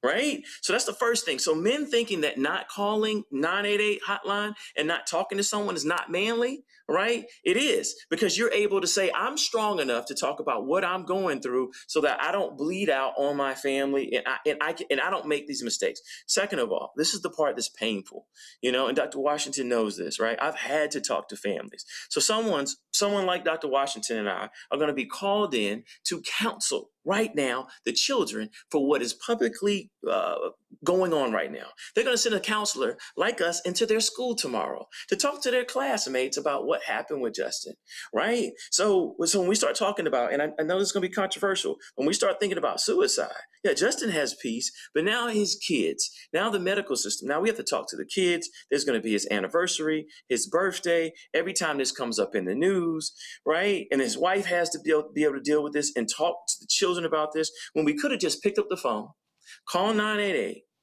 right, and talk through this. Now, I am not minimizing Justin's pain, right? And I wish things would be different. The message that I'm trying to send is that when we are vulnerable as men, right, and we're supposed to be the stronger gender, how is it that our queens are calling therapists and talking through their issues? Meanwhile, we're suffering in silence and hurting those we love. So the manlier thing to do, and I'm talking manly, right, on purpose, is to talk about these things. Now, and really quickly, the brother that you need to have on this show, Roland, is Dr. Arthur Evans. All right. He is at the American Psychological Association. He testified in front of Congress and said that the health delivery system for Black men is the problem. This is where Dr. Washington is right. This is where you're right. Right. Men don't access therapy the same way as women. We don't go out to dinner 7 deep and then know all each other's business. We'll go hoop, right? So what it's saying is that we have to change mental health to fit how men act. Right. Fishing trips, barbershops, brotherhood circles with the fraternities. But here's the really quick thing. I never ask men how you're doing. And I'm in church too. So guess what we're going to say? Blessed and highly favored. I'm good. I'm Gucci. I'm fine. I'm straight, right? I'm good. You ask men. This is how you open up men. It's called motivational interviewing. For those of you who want to be psychologists. On a scale of 1 to 10, when it comes to life satisfaction, that means how happy you are in your life and with your life. On a scale of 1 to 10, how happy are you? Roland, do this every day. Almost every single man is honest. A 3, a 4. See, when you ask that way, men open up. And then you start saying, okay, all right, what makes you a 3? Right? And then how can we get you to an 8? And that is the process of therapy. So what makes me a 3? All this stuff is going on. My kids don't like me. I was rude to them. I feel like my wife is going to leave me. I think my political career is the problem. I have these financial issues. I can't see what I'm going to do next. I feel embarrassed every single time I'm out. I think people are looking at me. I feel like until I vindicate what happened to me, I'll never be able to do what I went to school at the highest level to do. Right? That alone. All right. Now, how can we get you to a 4 or a 5? Right? Well, if I could just stop arguing with my wife, or if I could just get some sleep, or if I could just feel like everyone wasn't watching me. See, psychologists will listen to this. All right. And then our job is to actually present a solution. This is not just this is not just encouragement and giving you a hug. So one, hey, have you talked to your brothers about it? We know you're in fraternity. Get on the phone right now and text 3 brothers and tell them that you're hurting. So now what we're doing is we're building community. We're stopping the lone wolf from being alone in his thoughts. Right? All right. We're looking at medication. Hey, a lot of people take medication, right? Because you're so depressed right now. And we're also going to take this gun from you. We're going to confiscate the gun, right? So you don't have access to it. And we're going to have people stay with you. This is Dr. Washington's going to tell you. This is what we do all the time. We're going to have mama come. We're going to have cousins come, your frat come, and they're going to say, brother, while you're in this, we're going to make sure that you're not alone until we can get you into the right kind of care you need to walk you through this. So just in summary, we can't just do one-on-one therapy. That's not going to work. First of all, it's not enough of us. And 2, men don't really not a lot of men are going to be okay with that. But if you get men in these circles and we build a community where men come together and say, how you doing? And this happens in churches all the time. This is now the new men's ministry, right? And you ask me how we're doing. A lot of men be like, bro, I'm going through it. And then guess what men do? Men do not judge, right? And men say, hey, I've been there. What do you need? But we have to create these circles and make this manly and make this the new norm, so that men can feel like when they come, they can feel seen and heard, and they can model. So if that brother is able to open about what's going on, that's modeling to me, because I probably have never seen that in my life. A man I respect be able to open and say this hurts. We've talked about 2 men talking about divorce, and I've been hurt before. I've been hurt to my core, right? Relationship stress is one of our top stressors. Right. But if I can be around 3 brothers that's talking about how relationships hurt, that's giving me permission to talk about my feelings without feeling that I am weak or something's wrong with me. I can actually repair and be human. I'm a human being. I have feelings, even though I'm male. Yeah, that's that normalizing piece, right? So you begin to, it gets normalized and you realize that you're not alone. We also do the work. I love what you said, Dr. Tart, about the barbershop. We did work in DC. We keep doing this work around helping barbers see themselves as early responders to mental health challenges. And so we train them in mental health literacy. The sister asked about what are the movements. So there are many barbershop movements that exist to facilitate the process of not just discussing mental health issues, but the barber can say, hey, I noticed this in your child. I noticed this, whisper to somebody, talk to somebody, put them aside. And then even having the discussion inside the barbershop. So we have the barbershop discussions. This one's called Elevating the Crown. So we talk about issues like this. Again, we're taking mental health treatment and elevate it into the space where it's where we actually come together and commune. Because again, women will be together, men do together. But in the doing process, a man will let out something about themselves. And our motivation interviewing examples are powerful. But the way we ask certain questions is critical. Not just simply how you doing, but what today makes your life great. What could have made your life better today, right? So it's a simple process of getting people to be able to share something about what's going on with them. We also have a thing called Black Men Travel, bringing young folks and older people together to talk about the issue of traveling and movement. And because we understand that as you begin to engage and see yourself as a citizen of the world, it begins to normalize your behavior, begins to actually have you to think about something other than simply your problems that you're existing in. And in these Black Men Travel groups, the conversations has come up about, man, the reason why I can't travel right now is because I'm in arrears because of child support. But I want to be this. What I'm going to do, I'm going to support y'all on this. We're able to talk then about what does that mean for them. Others talk about what it meant for them to go through that process. And so we have these movements, the barbershop, the Black Men Travel, the cigar pieces. We're finding ways to be in community so that we're doing together. And so in our fraternities, you know, as I'm part of Make Us Phi, a brother on my mind. I mean, it's one of those things about asking the fundamental questions. And I asked the question, really, do we allow ourselves to share? This is what's going on. And one brother in my chapter in Atlanta sent out, brothers, I'm not doing well today. Right. Pray for me. Boom. At that point, we stop it, right? Okay. So now you get in responses. But not only that, we start checking in because now it's like, man, well, how you doing? Right. You all right? Right. And then it becomes, we now realize that we just can't talk about bruh. You know, now it's like, no, there's some stuff happening. Let me, we have to give ourselves permission I'm gonna read to be and feel in our fraternities well. I'm gonna read this before I go to Dr. Carr. And again, this is why I need people to understand why we're having a conversation. So a sister writes on my Instagram in response to my post about this murder-suicide. Respectfully, this is not it. Nor is this the time to address this from a male perspective. This was domestic violence. There have been more than 4 women over the past 2 weeks who lost their lives at the hands of their husbands. The conversation should center safety, protection, and resources from abusive men. My response was simple. Yes, it is time. Because there's a brother out there who may be going through something similar. If I can reach him now, then we've succeeded. See, right there, when we start saying this ain't the time, it is. Because there could be somebody right now who's watching or listening who is thinking what Justin was. Or there could be a brother who has a friend or a cousin or someone who goes, whoa, hold up. I ain't never, y'all, I'm reading the comments. People are saying, my God, that first responder thing, I never thought about that. People are literally responding saying, man, I can do this stuff right now. That's why you can't wait to have a conversation.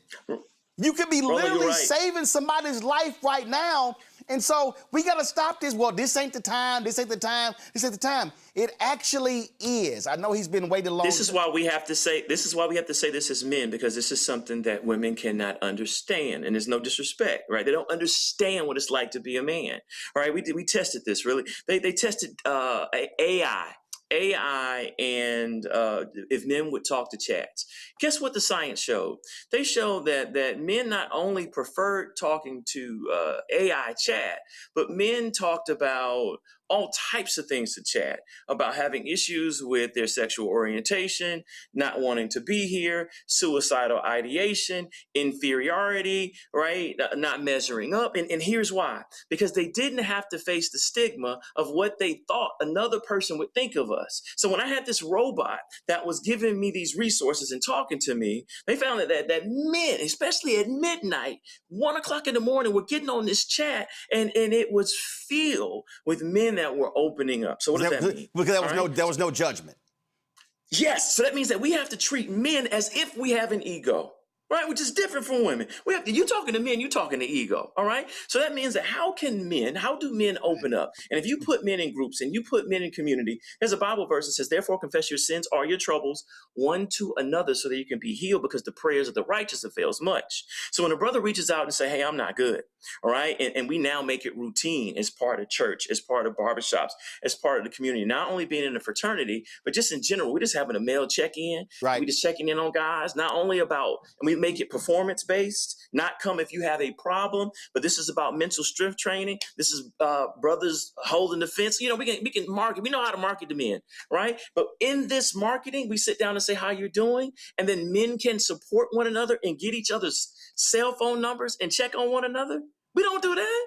But now that we come and say, brother, I'm going to check on you because I know what it feels like to be with you. I'm going to come by and I'm going to check on you and I'm going to take you to breakfast 5 days this week until you feel better. Right. All right. I'm going to go to the doctor with you.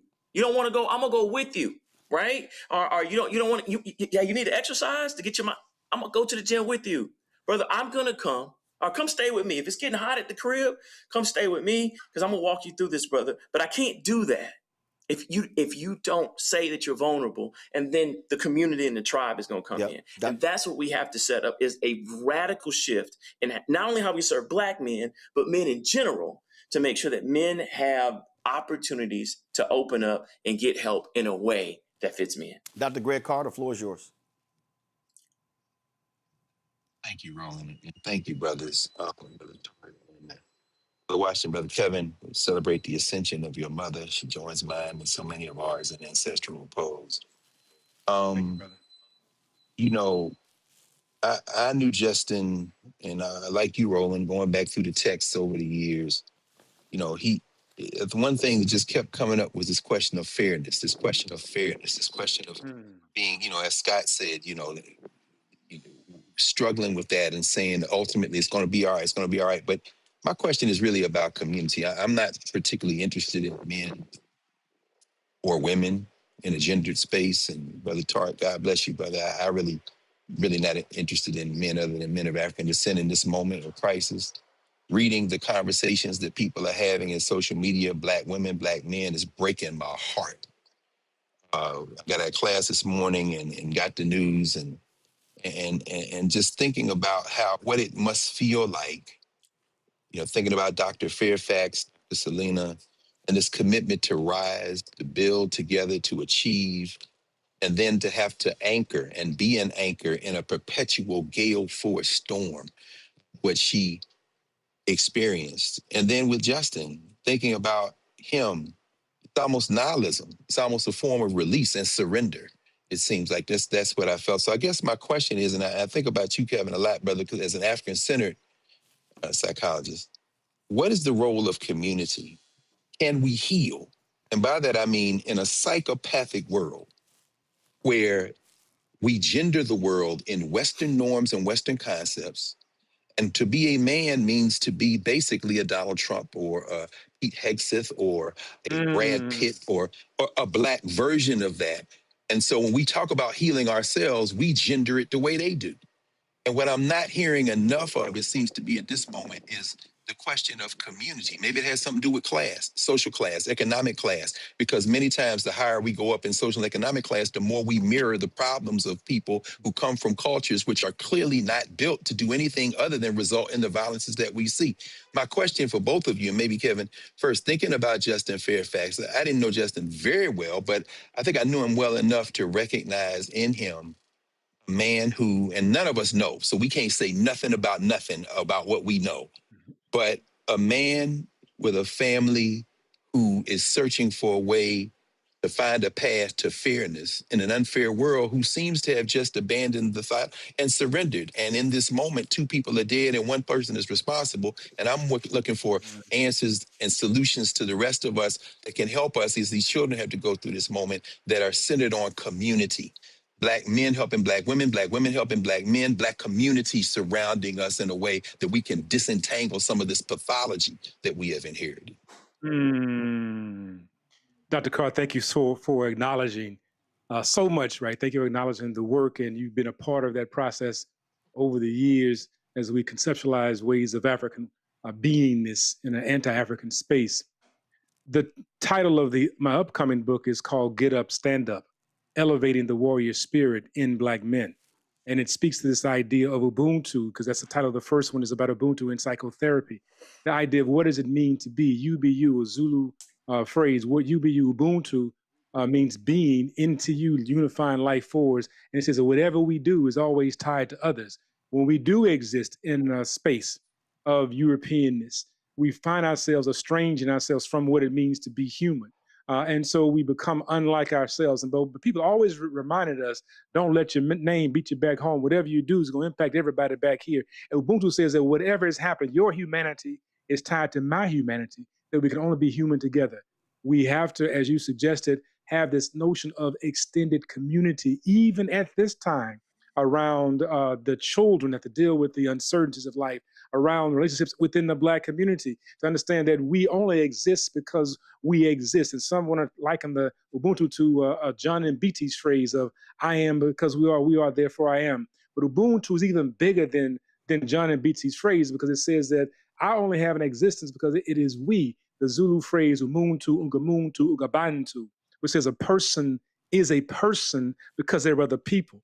And if you don't understand what that just meant, understand the impact of one person engaged in the process of suicide, homicide, and how that impacts many persons. And so if it can impact many persons in the context of something that is disruptive, what is the role and responsibility of doing it just the exact opposite? That the healing of one person can be communicative, exchange to others, but are we recognizing even as a communal process? And so Ubuntu says that, listen, I'm only human because it's us. And that's what I was saying earlier about acts of altruism. When we reach out to other people and find our community, reach out to others, we're now having a healing moment. When we talk about, again, the circles, if we're smoking, if we have these various circles, that's the circle of healing, allowing ourselves to have the conversations inside of that restores our humanity, because we're in a space that perpetually taxes and stresses and pushes against what it means to be human. As I said very earlier on,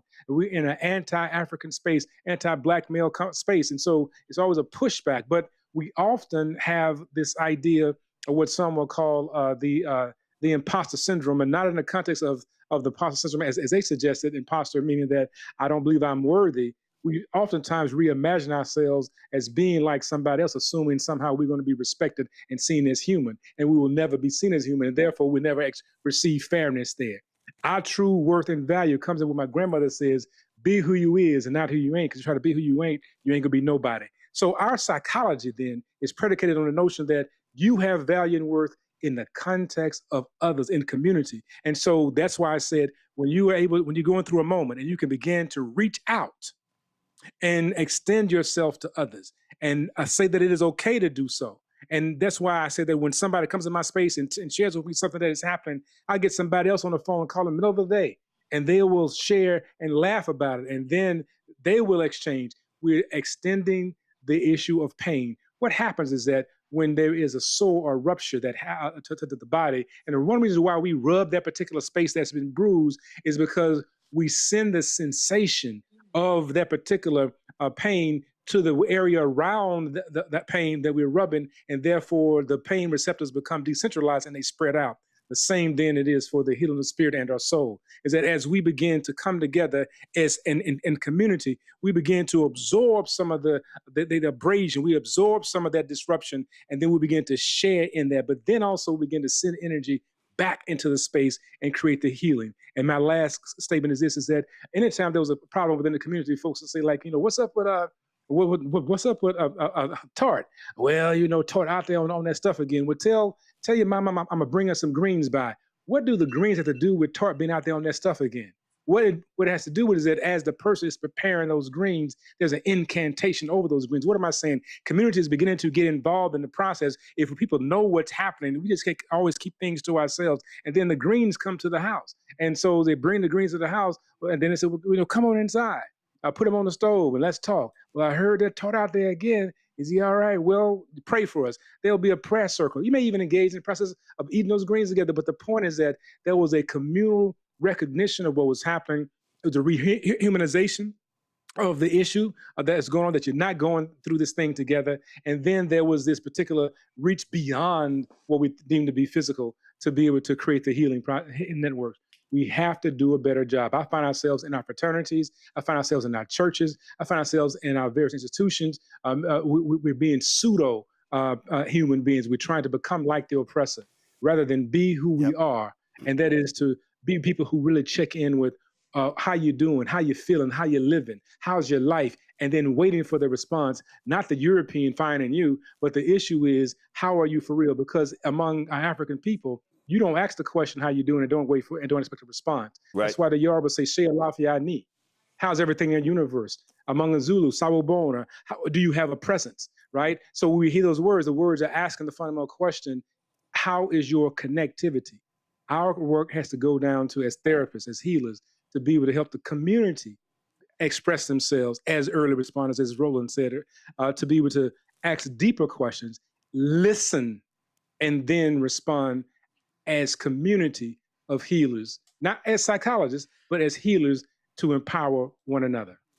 Alwyn, final comment. Yeah, we know how to do this. All right, I'm a big doer. Right, so this has already been laid out by the CEO, who happens to be a brother, Dr. Arthur Evans. Right, and so I would get in contact with him about how to change the mental health delivery system, like Dr. Carr said, to be more community oriented. And I can tell you the number one place that is shifting, and I am a psychologist and a licensed and ordained minister, is in the church. It is now the number one mental health delivery system to men. And I'm talking about the Black church. I'm a member of Word of Faith Family Cathedral, Bishop Dale C. Bronner here in Atlanta, Georgia, right? And we have a men's ministry. And this is not just here, all right? If you start looking at the mega churches, all right, the number one growth market is actually men coming into church. Why? Because pastors have started delivering mental health services in a different way. They start talking fishing trips, men's ministry where we play, but it becomes deeper, right? So one, the churches play a huge impact, surprise, surprise, in actually helping men to form community and then meet men where they are. Barbershops are another one. Gyms are actually changing. We're going to get together, and we're not just going to come work out together and see each other, but we're going to sit down and ask how one another's doing and build community, because like Dr. Washington, Dr. Carr said, we are communal. So we can't act like we're Eurocentric and we're individualistic. We're going to do this in college. College universities that are having mental health crisis, they are actually creating communities where they're getting men to check on men. And this is part of the culture. This is what you do on an ongoing basis. So when we change our mental health system to be more Afrocentric and to meet men where they are, using the churches, using the barbershop, using the fraternities, using 100 Black Men, using these organizations where people already are, using the basketball, and we start treating each other in community, all right, because we're never going to have enough psychologists, especially Black men, then we can start making a major dent, all right? And the research is already there. Now we just have to get policy to be able to shift and churches to get the funding to be able to implement this in a way in which men can receive it. I'm going to close this out with this. And I really need people to pay attention and to rewatch this, because I think a lot of people were hearing, but they were not listening. Someone in the chat said, I'm not going to call this person's name out. Normally, I put people on blast. I'm not going to do that. Person said, I'm hearing a lot of needing help, but not enough of holding men responsible. I need the person to understand that the entire point of the conversation is actually male responsibility. The whole point of the dialogue, when Greg talked about community, when we were talking about first responders, we're talking about resources, we're talking about all these things. That's what we're talking about. We're trying to hold men responsible for self, then for their relationship with their loved one, spouse, then their relationship with their family, and then now the extended family. And so I see so many people who want us to focus on domestic violence, which I totally understand. But I need to first understand, why is that man so angry? Why does that man respond?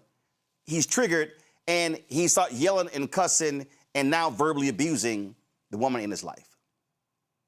I need to understand why he's doing that. I can't say, bruh, why you keep cussing your woman out?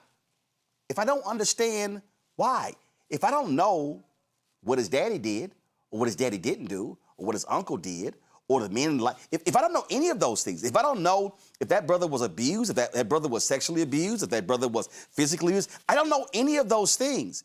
And so I need folk to understand that we are in this crisis. I had a sister hit me earlier, former TV anchor, very good friend of mine. She hit me and she said to me, give me 1 second. She sent me this text, and several other sisters sent me text saying that we're dealing with a crisis with this domestic violence. What can we do? And I'm like, y'all, if we do not confront with what is happening to the men in our community, the men in our families, the men in our lives, the grown men, if we don't see what is happening, and Nola talked about this, being on college campuses, what is happening among these young brothers, if you're not seeing the anger, the trigger in an 8 or 9 year old, well, then you're not going to understand when they're 18, 20, 25. That's true. So I need our folk to understand. And also, folk, let me be clear. The discussion we having, MSNBC, Now not having, Fox News not having, CNN, ABC, NBC not having, they ain't giving this much time. What we have to understand is we have to be willing to begin to empower and train our people.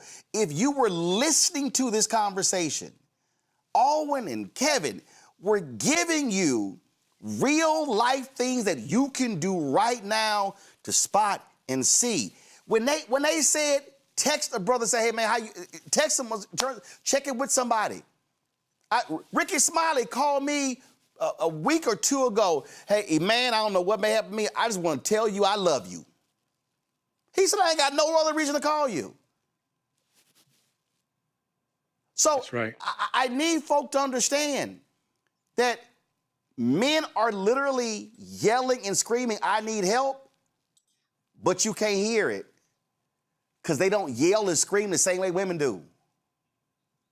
Yeah. And so I need sisters to understand, and again, let me be clear. Serena did not deserve to be killed 7 bullets to her body. The pain and agony she went through. That was an amazing, beautiful sister. Now go back to the other photo. That was an amazing, beautiful sister. She did not deserve that. Her children, her son was the one who found her body in the basement and called 911. Her son now has to live with that. The actions of his daddy against his mama, he now has to carry that the rest of his life. He has to visually carry seeing his mama's body bloodied, dead, and then go to the other part of the house and discover his daddy. So the actions of the man had a cascading impact. The actions of the man impacted his wife, impacts his son, impacts his daughter, impacts his brother, impacts his father, impacts his family, impacts her family, impacts the school children of his son and daughter, impacts their family and friends, impacts whether people go to his funeral or her funeral or both of their funerals, impacts the neighbors. So the action, that single action of one individual has had a cascading impact. So why in the world would we not want to deal with all the stuff before it gets to that point? Roland, here's where they're coming from. It's really quickly, all right? One of the pillars of domestic violence treatment is accountability. I know where they're coming from, and I also know where you're coming from, right? So what they're talking about, so think about what literally happened. So I'm in pain. Because I'm in pain, I'm going to cause you pain, right?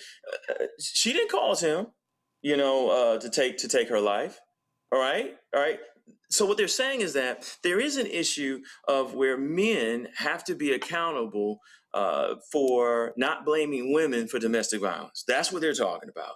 And there's a point in which is men that have to say, you know what, I'm responsible for going to get treatment, right? If I would have gone to get treatment and everyone that came to me that said you need to get help, if I wouldn't have been so proud and say, no, I'm not going to do it, we would never be here. And I have to be accountable. So I think that the message in combining this is, as we're watching this as men, we have an obligation to be able to own our stuff and to be able to say, I need some help. And I don't have, I can't be the man I want to be if my stress is stressing my family. And on the other hand, what you're saying is that men are human beings and we know how to talk to men. If you start condemning men before you know the backstory, before you know what's going on with this brother, and Jesus taught in parables, he got to have a relationship.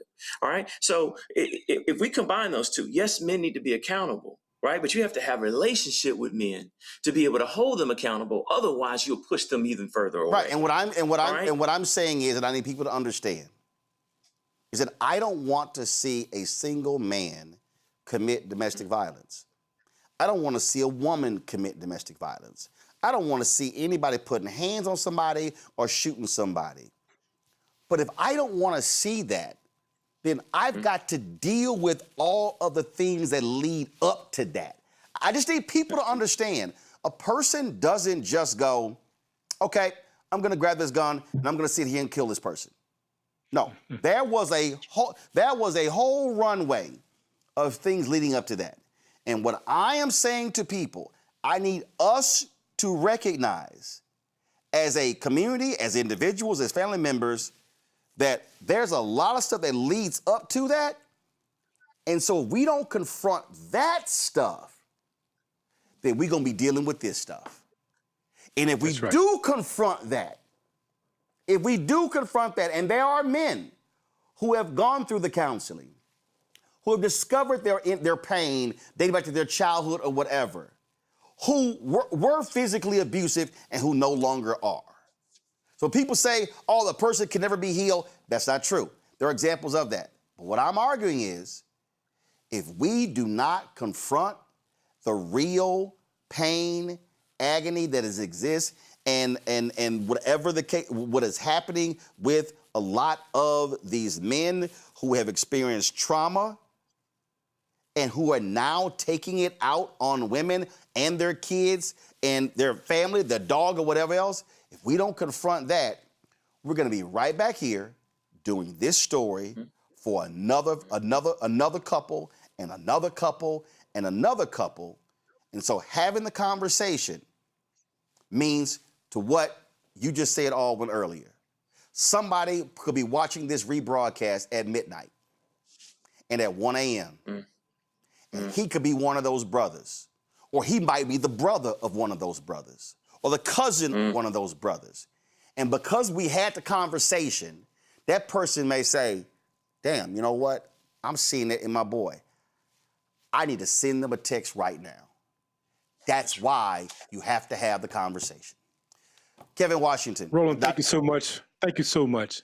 Thank you so much. Thank you for having this conversation. Dr. Kevin Washington, Dr. Alwyn Tart, I certainly appreciate both of you. Let me thank Nola for being with us. Let me thank Greg for being with us. Let me thank Scott for being with us.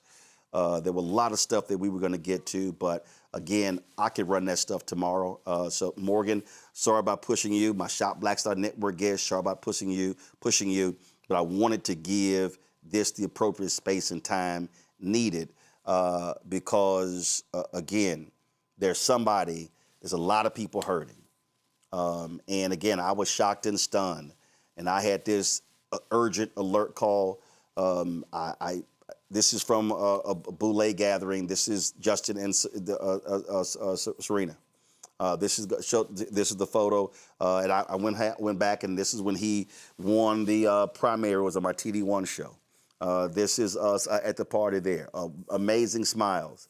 But today there's no smiling. Today there's pain. Today there's sickness, there's anger, there's tragedy. What those kids are now having to deal with is unfathomable. What the family, her family, his family, have to deal with is unfathomable. But our desire is to make sure that we're not at this place with somebody else. And that's what our goal is. Let me close out with Black Star Network headlines with Brittany Noble.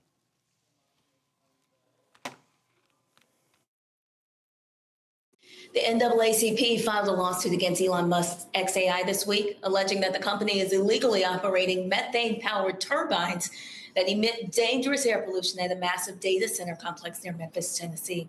The complaint filed in federal court in North Mississippi alleges that XAI and its subsidiary, MZX Tech, are violating the Clean Air Act by operating 27 unpermitted gas turbines like those shown here at the Colossus 2 project, which powers the chatbot Broke.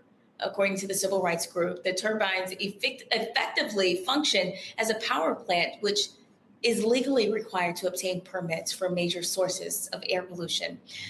In a statement, Bree Connor, NAACP's Director of Environmental and Climate Justice, released a statement saying a data center should not be a potential death sentence for a community's health by looking to evade clear air laws to operate city turbines that emit population and known carcinogens. These companies are following a shameful, familiar pattern, asking Black and frontline communities to bear the toxic brunt of innovation.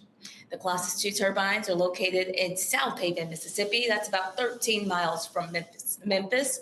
Many neighborhoods near the turbines have majority Black populations.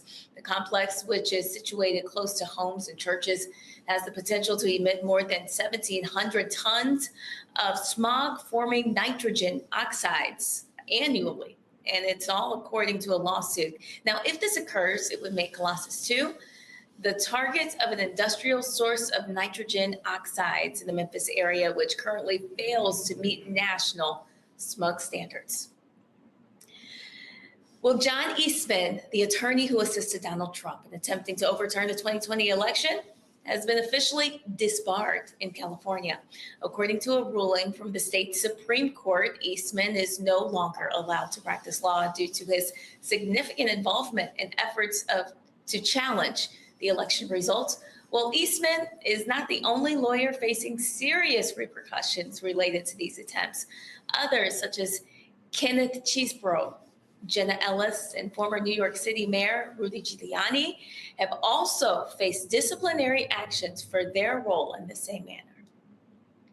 Well, a restaurant in Columbus, Ohio, has canceled a meet and greet scheduled for Friday with GOP governor candidate Casey Buttigieg after it was revealed that he previously made comments sympathetic to Hitler and the Nazis. Well, he is one of three candidates vying for the GOP nomination of governor of Ohio, with Vivek Ramaswamy expected to win this primary. He gained attention this week after posting video where he asked an AI chatbot to list the positive contributions that Hitler made to Germany. He later criticized the chatbot for mentioning the Holocaust atrocities before providing its next response. The owner of a French bakery and bistro stated that while they often host events for candidates from across the political spectrum, well, they say his remarks about Hitler crossed the line. Well, the city of Akron will pay $24,000 to a Black man who was punched in the face multiple times by police during a June 2024 traffic stop. Police had pulled over a car being driven by Terrell Battles' brother for an expired registration, and body camera footage shows Battles, who was in the passenger seat, arguing with the officer for over a minute while the officer requested that he step out of the car. Now, the video then captures the moment when Battles was pulled from the car and onto the ground, during which the officer punched him in the head. The city's independent police auditor has made several recommendations following this incident, including disciplinary action for the officer and enhanced de-escalation training for the department. The police chief, the mayor, and the city council, they will determine the next steps. Well, a shocking incident occurred in Miami's Little Havana neighborhood, where a woman is facing felony charges after allegedly attempting to run over a mail carrier. According to police reports, a Black postal worker was walking for her route when a child approached her to collect her mail for their home. At that moment, 34-year-old Lourdes Maria Portuguese reportedly yelled at the child, saying, "Don't talk to her," and used a racial slur to refer to the mail carrier. Following this, police say that she picked up a hose and sprayed the postal worker. She then got into her SUV and tried to run over the mail carrier. Now, later, the woman is accused of threatening to shoot the postal worker and authorities found a pellet gun inside her home during the investigation. As a result, she is now facing 2 felony charges of aggravated assault with a deadly weapon with racial prejudice. She's now in jail. Georgetown University in Washington, D.C., one of the oldest and most esteemed colleges in the United States, has issued an apology for its historical involvement in slavery. The university has decided to rename a prominent campus building in honor of one of the slaves they once sold. In 1838, Georgetown and its affiliated church were involved in the sale of more than 270 enslaved people. Recently, during a ceremony attended by more than 100 descendants of those individuals, the university officially named the building Isaac Hawkins Hall. That's in memory of the first enslaved person listed in the 1838 sale document. Georgetown President John DeGloria described slavery as the original evil of our republic and offered a heartfelt apology. He also pledged to continue the university's efforts to confront its historical role in slavery. All right, folks, be sure to watch The Breakdown of Brittany Noble every day at noon Eastern right here on the Black Star Network. Again, The Breakdown of Brittany Noble, noon Eastern on the Black Star Network. Folks, that is it for us. If you want to support the work that we do, the conversations that we have aren't happening other places, not even in Black-owned media. And so your support is really critical for our continued success. Our goal is to get 20,000 people on average contributing $50 each a year. That's $4.19 a month, 13 cents a day. That supports this show and the 5 other shows on the Black Star Network. And listen, our costs are real. Expenses are real. And so your support is absolutely vital. We don't charge for subscriptions. We want to keep our content as available, widely available to as many people as possible. And so if you could please contribute, if you have not done so, please do so. Join the 38,000 other people who have done so. If you want to do so via Cash App, use the Stripe QR code. You see it right here on the screen. Click the Cash App button to contribute. You can also use it for credit cards as well. Checks in money order. Make it payable to Roland Martin Unfiltered, P.O. Box 57196, Washington, D.C. 2003 7-0196. PayPal, R. Martin Unfiltered. Venmo, RM Unfiltered. Zelle, Roland at RolandSMartin.com. Roland at RolandMartinUnfiltered.com. Be sure to download the Black Star Network app. iPhone, Android phone, Android TV, Apple TV, Amazon Fire TV, Roku, Samsung Smart TV. So please go to all of those. And if you also want to get our swag, do me a favor. Go to shop blackstarnetwork.com. Listen, a lot of y'all, and I appreciate seeing y'all. We have our remote shows with your sweatshirts and your t-shirts on. And so please support us by going to shop blackstarnetwork.com. We got our t-shirts, our hoodies, our wall art, mugs, and more. All that stuff is available at shopblackstarnetwork.com. Also, we have Black-owned companies that are on there. You can support the various products that we have there by going to go to our marketplace segment to support products. You name it, we got skincare companies. We got all sorts of companies that are on shopblackstarnetwork.com. We're supposed to have a segment today, but we're going to push that to another day because of the conversation that we had. So please go to shopblackstarnetwork.com. All right, folks, that is it. I will see y'all tomorrow right here. Roland Martin Unfiltered on the Black Star Network. Holla!